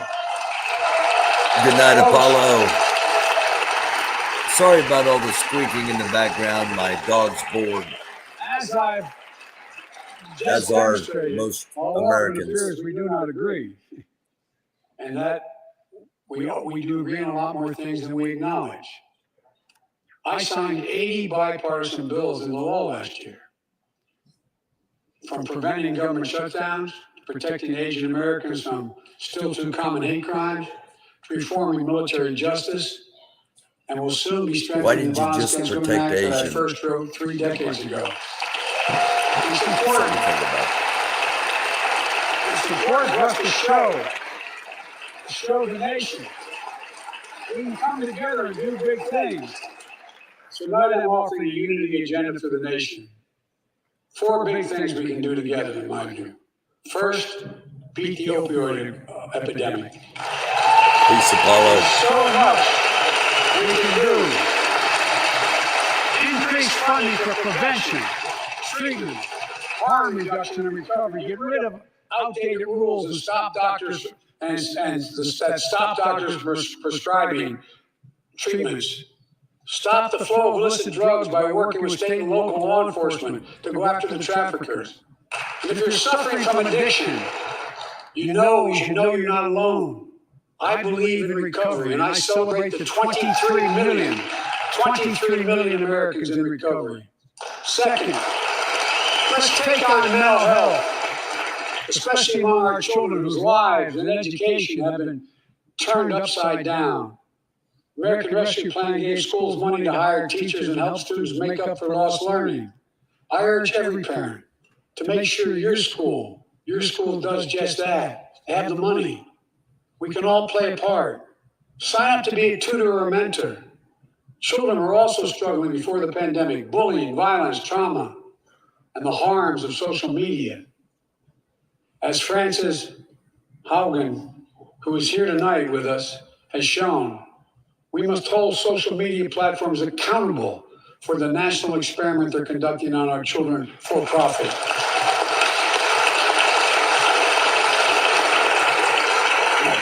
Folks, thank you. Thank you for the courage you showed. It's time to strengthen privacy protections. Ban targeted advertising to children. Demand tech companies stop collecting personal data on our children. And let's get all Americans the mental health services they need. More people can turn for help and full parity between physical and mental health care if we treat it that way in our insurance. Look,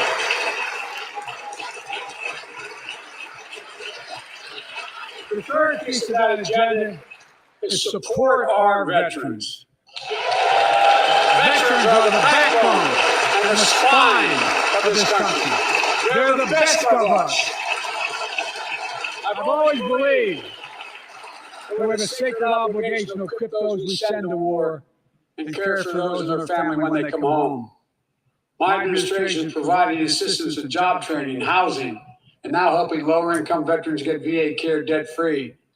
And our troops in Iraq and Afghanistan face many dangers, one being stationed at bases breathing in toxic smoke from burn pits.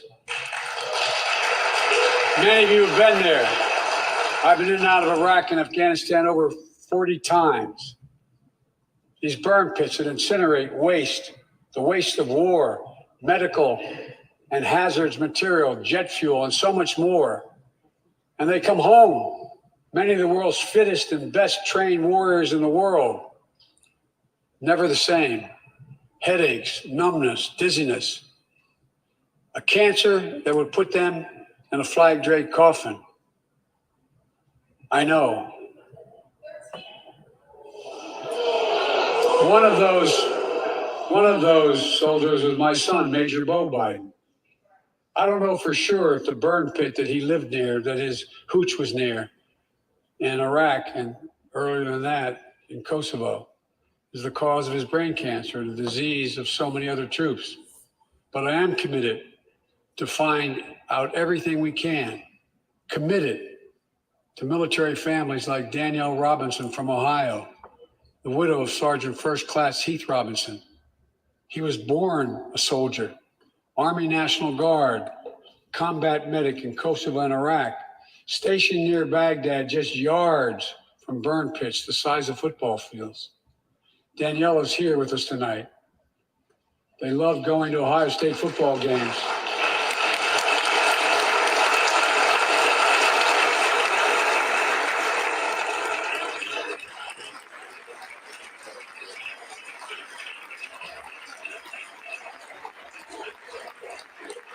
And we love building Legos with their daughter.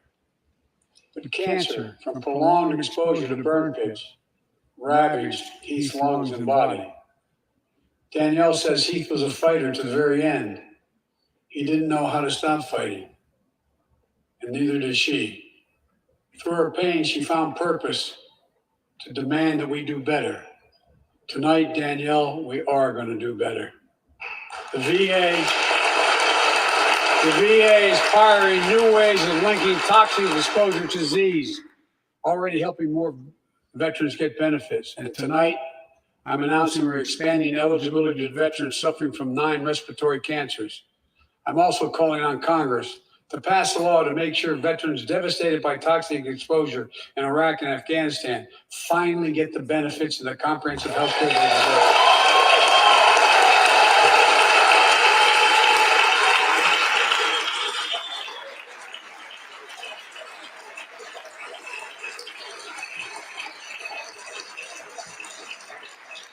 And fourth and last, let's end cancer as we know it. This is personal.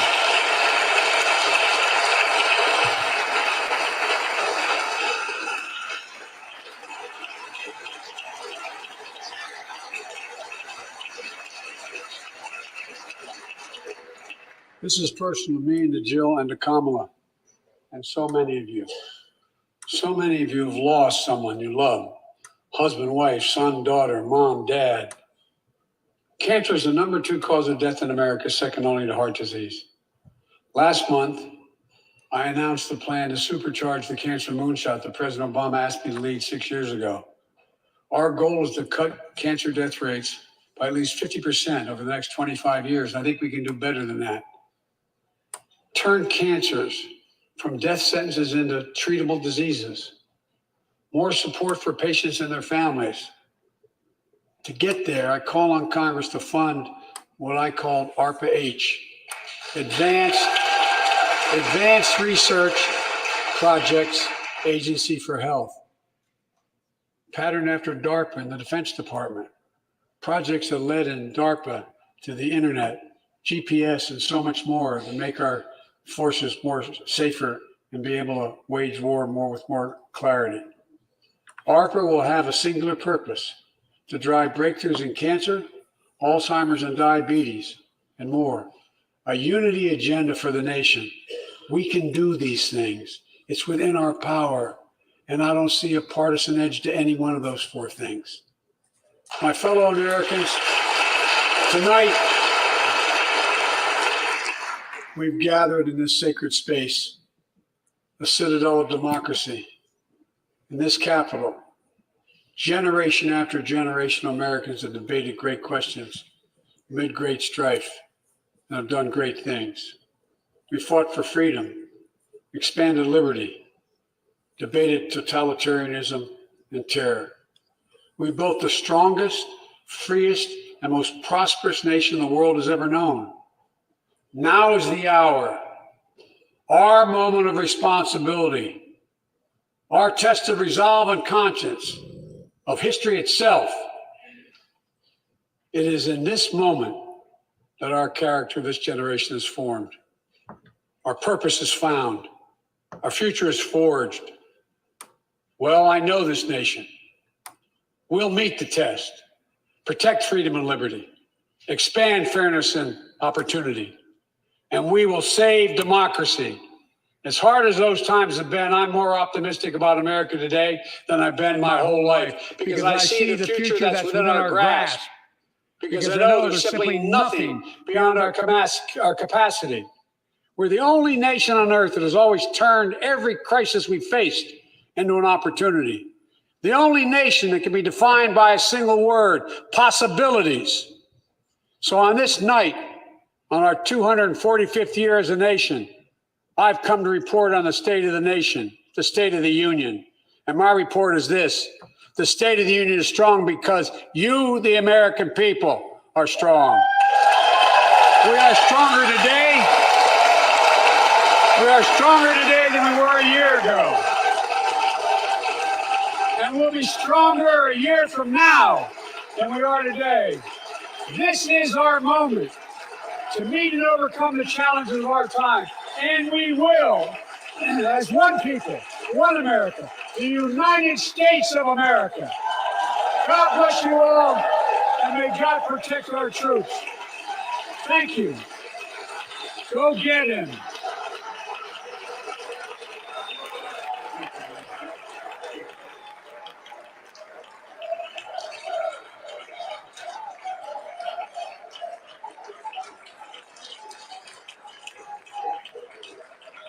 Well, there you have it.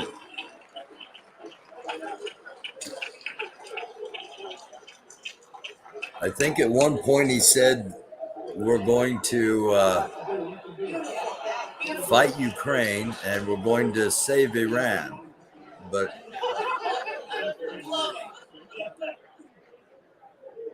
I'm sorry, I'm a little cynical because I've been involved, okay? And if anybody watched, I the other night before starting the episode, I played one of my speeches, and in that speech, I was ranting about the loss of middle-class jobs and about the outsourcing of jobs, and now that came back to bite us, obviously, and somehow we're going to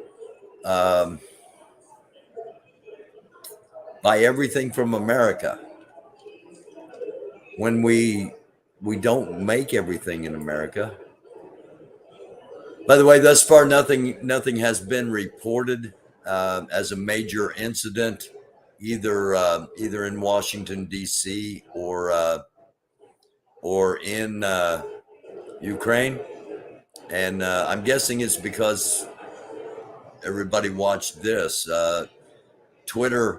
My Twitter went almost dead except for Marco Rubio. Those that were wondering where Rubio was, Rubio's been on Twitter the entire time, basically giving commentary, including that the burn pit legislation was his legislation, a bipartisan legislation, and he wanted that to get passed. He had a lot to say about all of it.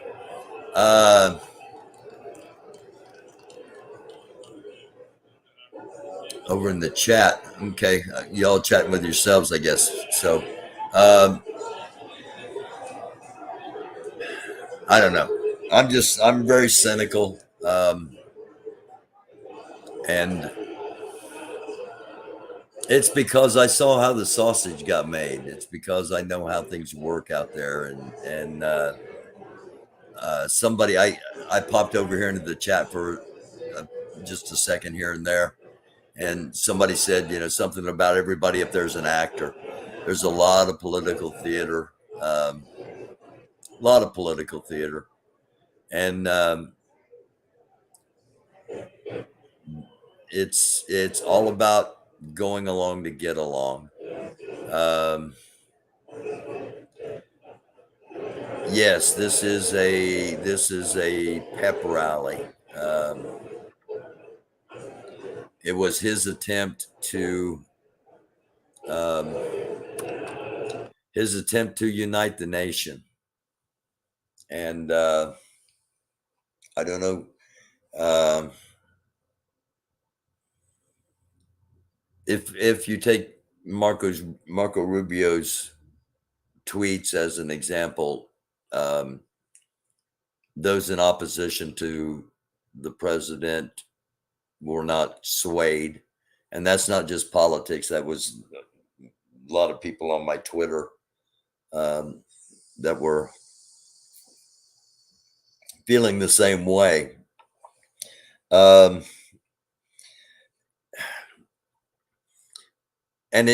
just to kind of show you the political theater, one part of the speech he says, drug companies are making way too much money, and we got to limit what drug companies are doing. And then but Pfizer, we're buying a whole bunch of Pfizer, and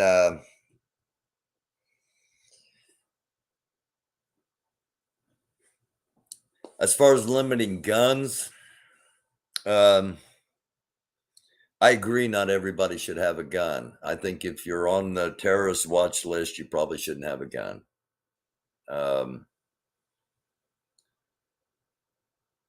But as far as limiting, and by the way, I used that. I ran on the Democratic ticket when I ran. So, they said, I'm pro Second Amendment. And I said, well, I'm going to show how phony the guy I'm running against is. And I challenged him to a shooting match, a target shooting match. And that didn't go over very well with the Democratic Party.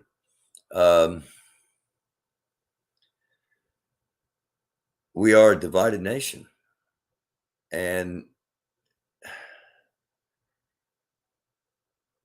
we're a divided world. And I say this all the time, and it's so true, fundamentally true.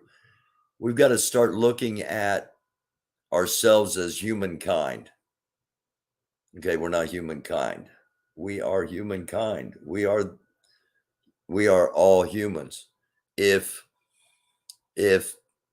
you're a white person and you have a heart attack, and sadly a black person has just died and they're an organ donor, and you get the heart, you're getting a heart transplant. You're not getting a black heart transplant. We're all humankind. And sometimes we forget that.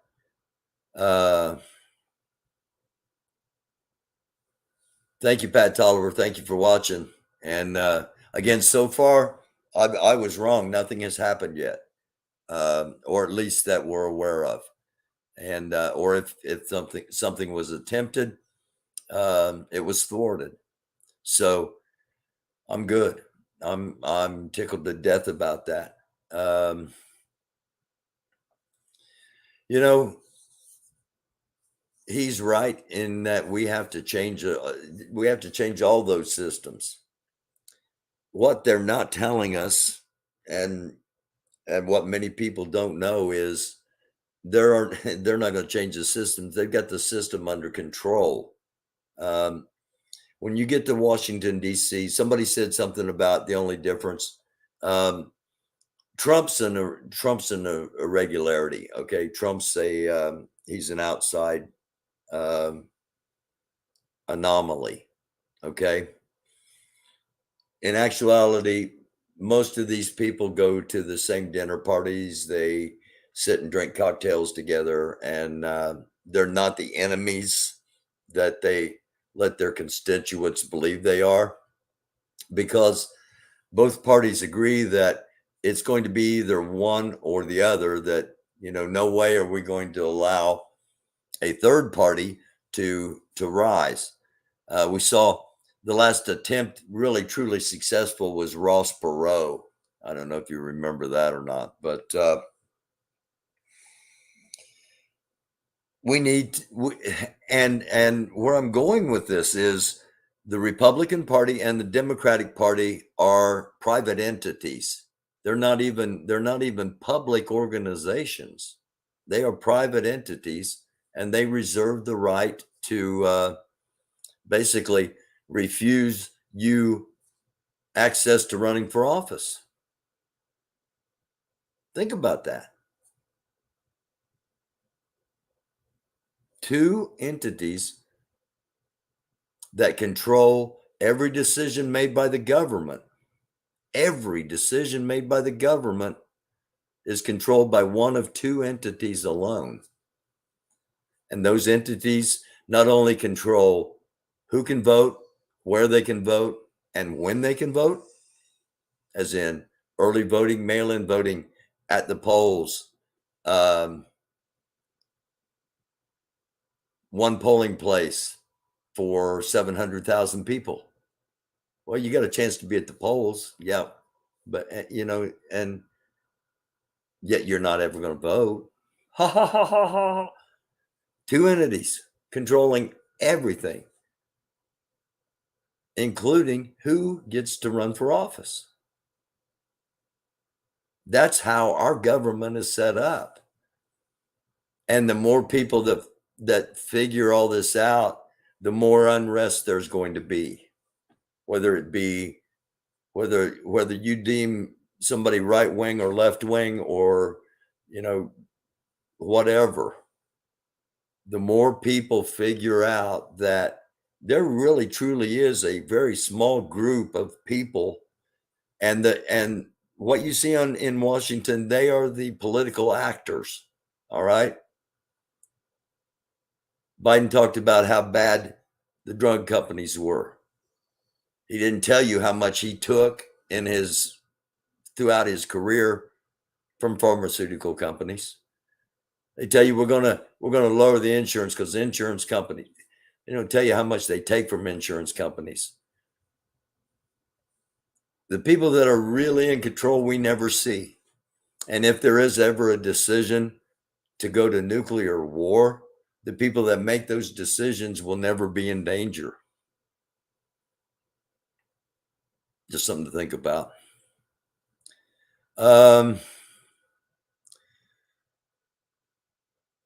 Boogeyman. Cops are targeting young black people running into black homes on these phony no-knock warrants. Let's give them more money. Yeah. I can't argue with anything you're saying. Everything you're saying there's been proven. The saying more money, let's fund them. He was, reaching out to the people that are on the other side of where he is ideologically. We need cops. All right. We need cops for things, but we don't need paramilitary units posing as cops. We need actual cops.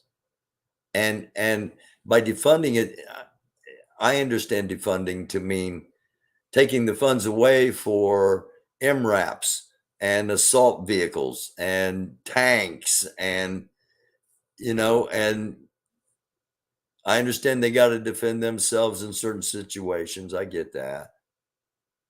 But at the same time, they're also called into situations where they're not qualified to handle, such as when there are emotional or mental conditions involved. And if you take some of the funding for some of those MRAPs and some of those major armored vehicles, and you push that towards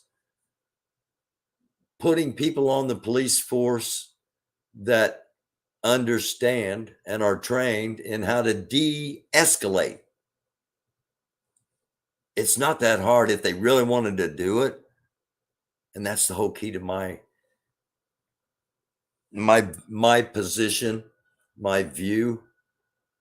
The whole key to it is so many things could be done if they really want to do it. And too often politicians come and tell you, oh, this is what we're going to do, because this is the right thing and this is what we should do. This is what we heard. The main part of the speech, I wanted to hear what he's going to say about Ukraine. And in my opinion, he didn't say enough about it. He didn't spend enough time on it, based upon the potential seriousness of the situation. No knocks are as unconstitutional as it gets. And nobody is ever going to be held accountable for the death of Breonna Taylor. The trial that's going on down there now is for reckless endangerment. It's for shooting in the apartments around. And Summer was in here earlier, Summer Dickerson, guest of the show, friend, I hope. I consider her a friend. I haven't talked to her in a while. She's probably going to be, Summer, if you're in here, are you testifying? Are you involved in the trial if you're in here? I mean, I don't want to I don't want to know how it's going or anything like that, what you're saying, confidentiality stuff. I assumed you probably would be called as a witness. And there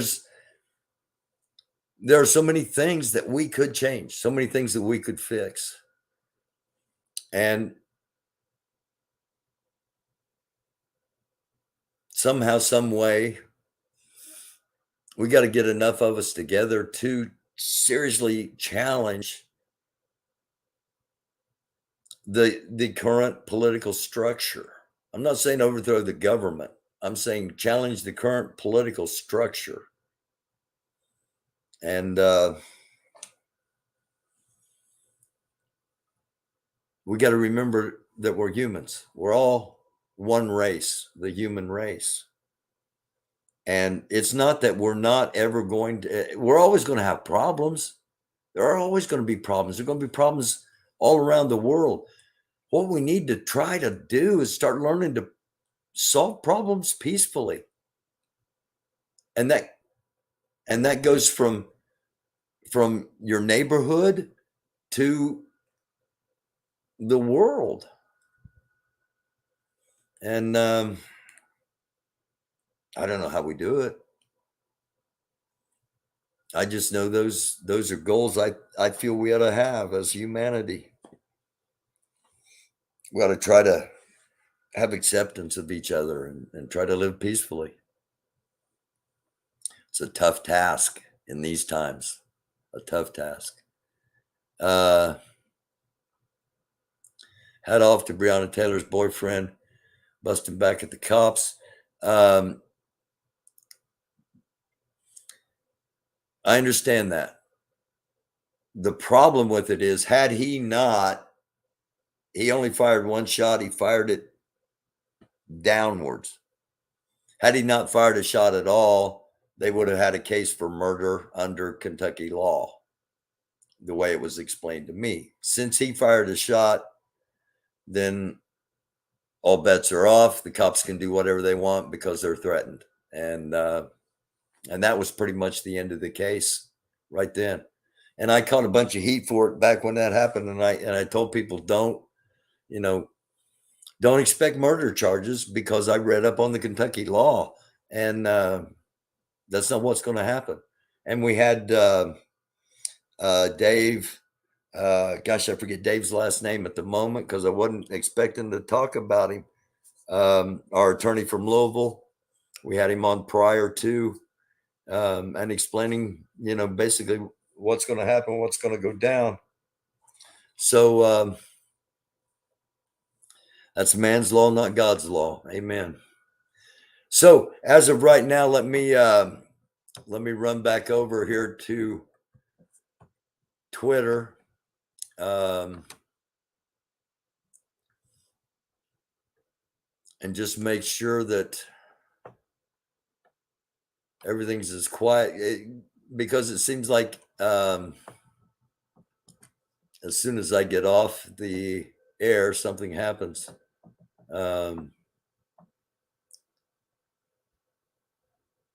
Okay. Let's take a look.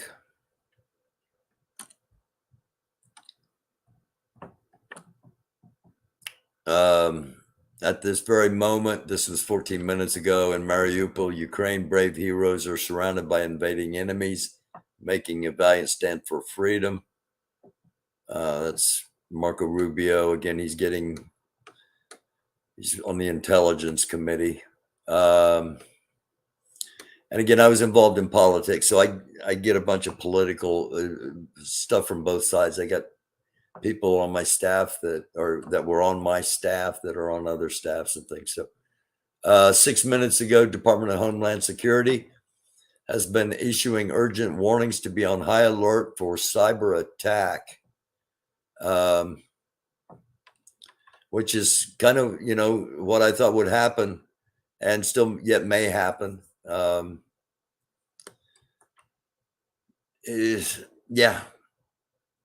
POTUS didn't mention cyber at all.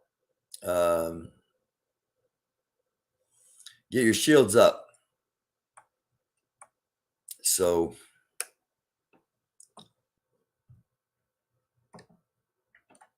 and this was 4 minutes ago. Let me translate and see who this is and where they're at.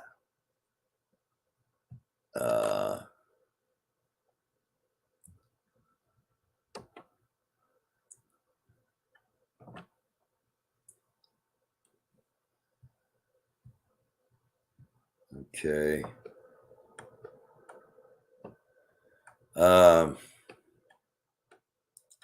Those are Russian soldiers.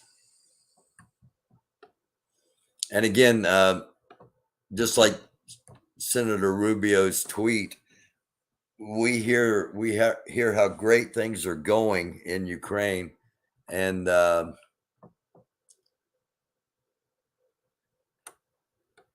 that's not always the case, as we show here on this. That's why we do this show. It's trying to show the truth.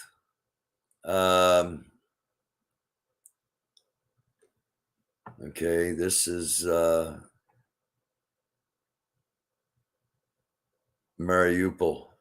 128 wounded civilians 15 minutes ago. Electricity was restored, and 26 tons of bread were baked overnight for Mariupol residents. I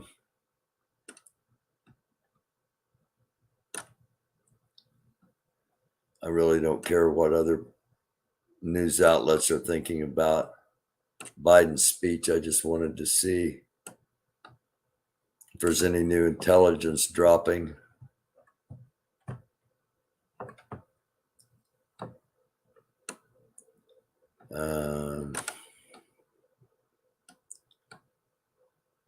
There's going to be a lot of this. sorry.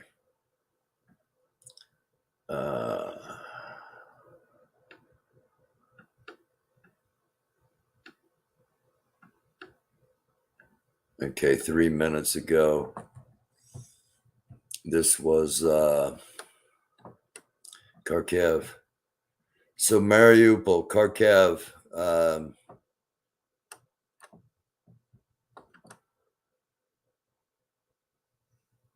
but no big bomb or no big action in Kyiv, which is a positive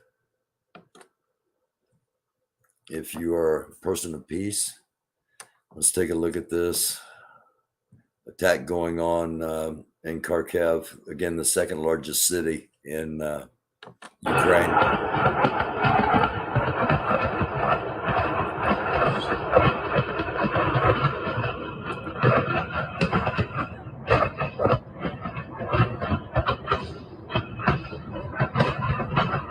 That is some intense shelling.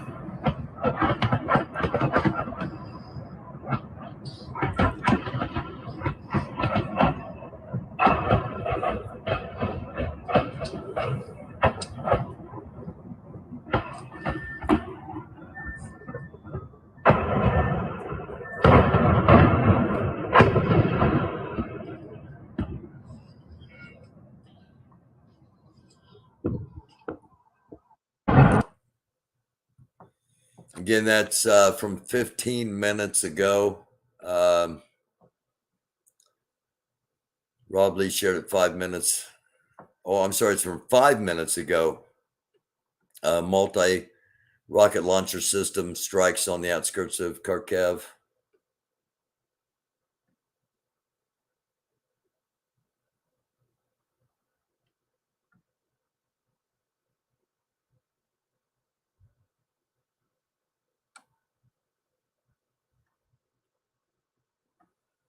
France is working to identify. Okay. All the Russian oligarchs better watch out.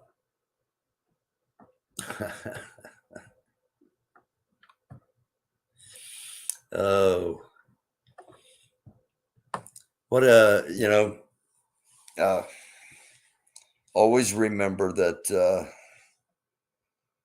whatever side you're on, the other side's the bad side. Crazy. One person's terrorist is another person's freedom fighter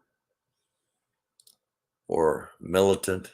One person's militant is another person's freedom fighter. Don't get it twisted. It's not safe because they can't get back in Afghanistan. There wasn't as talked about.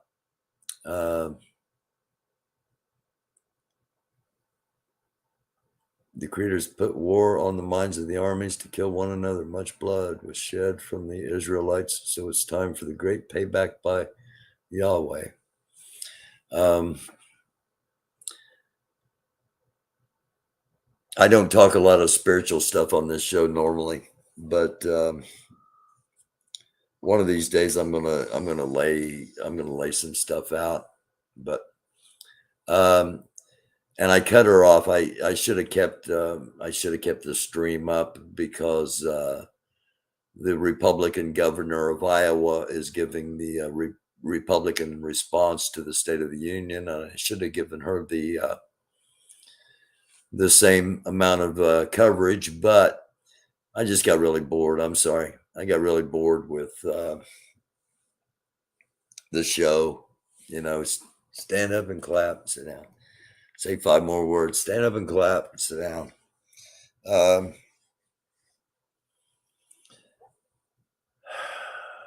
glad nothing happened.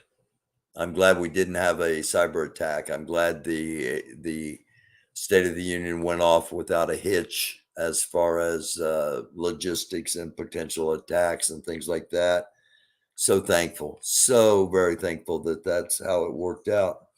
And as of the moment, 10:38 p.m., there appears like there's nothing major going on in Kyiv. However, Kharkiv, Mariupol,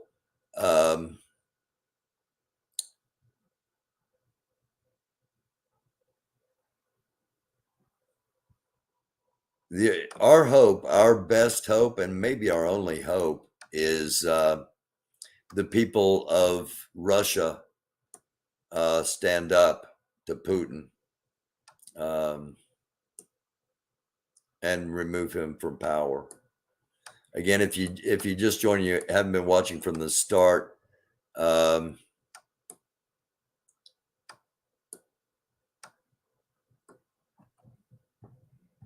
We started talking about that earlier.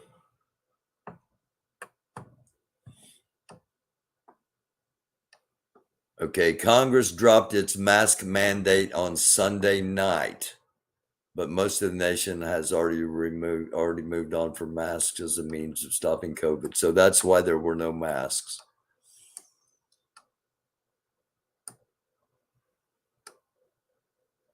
All right. Okay. Just wanted to take a last look there.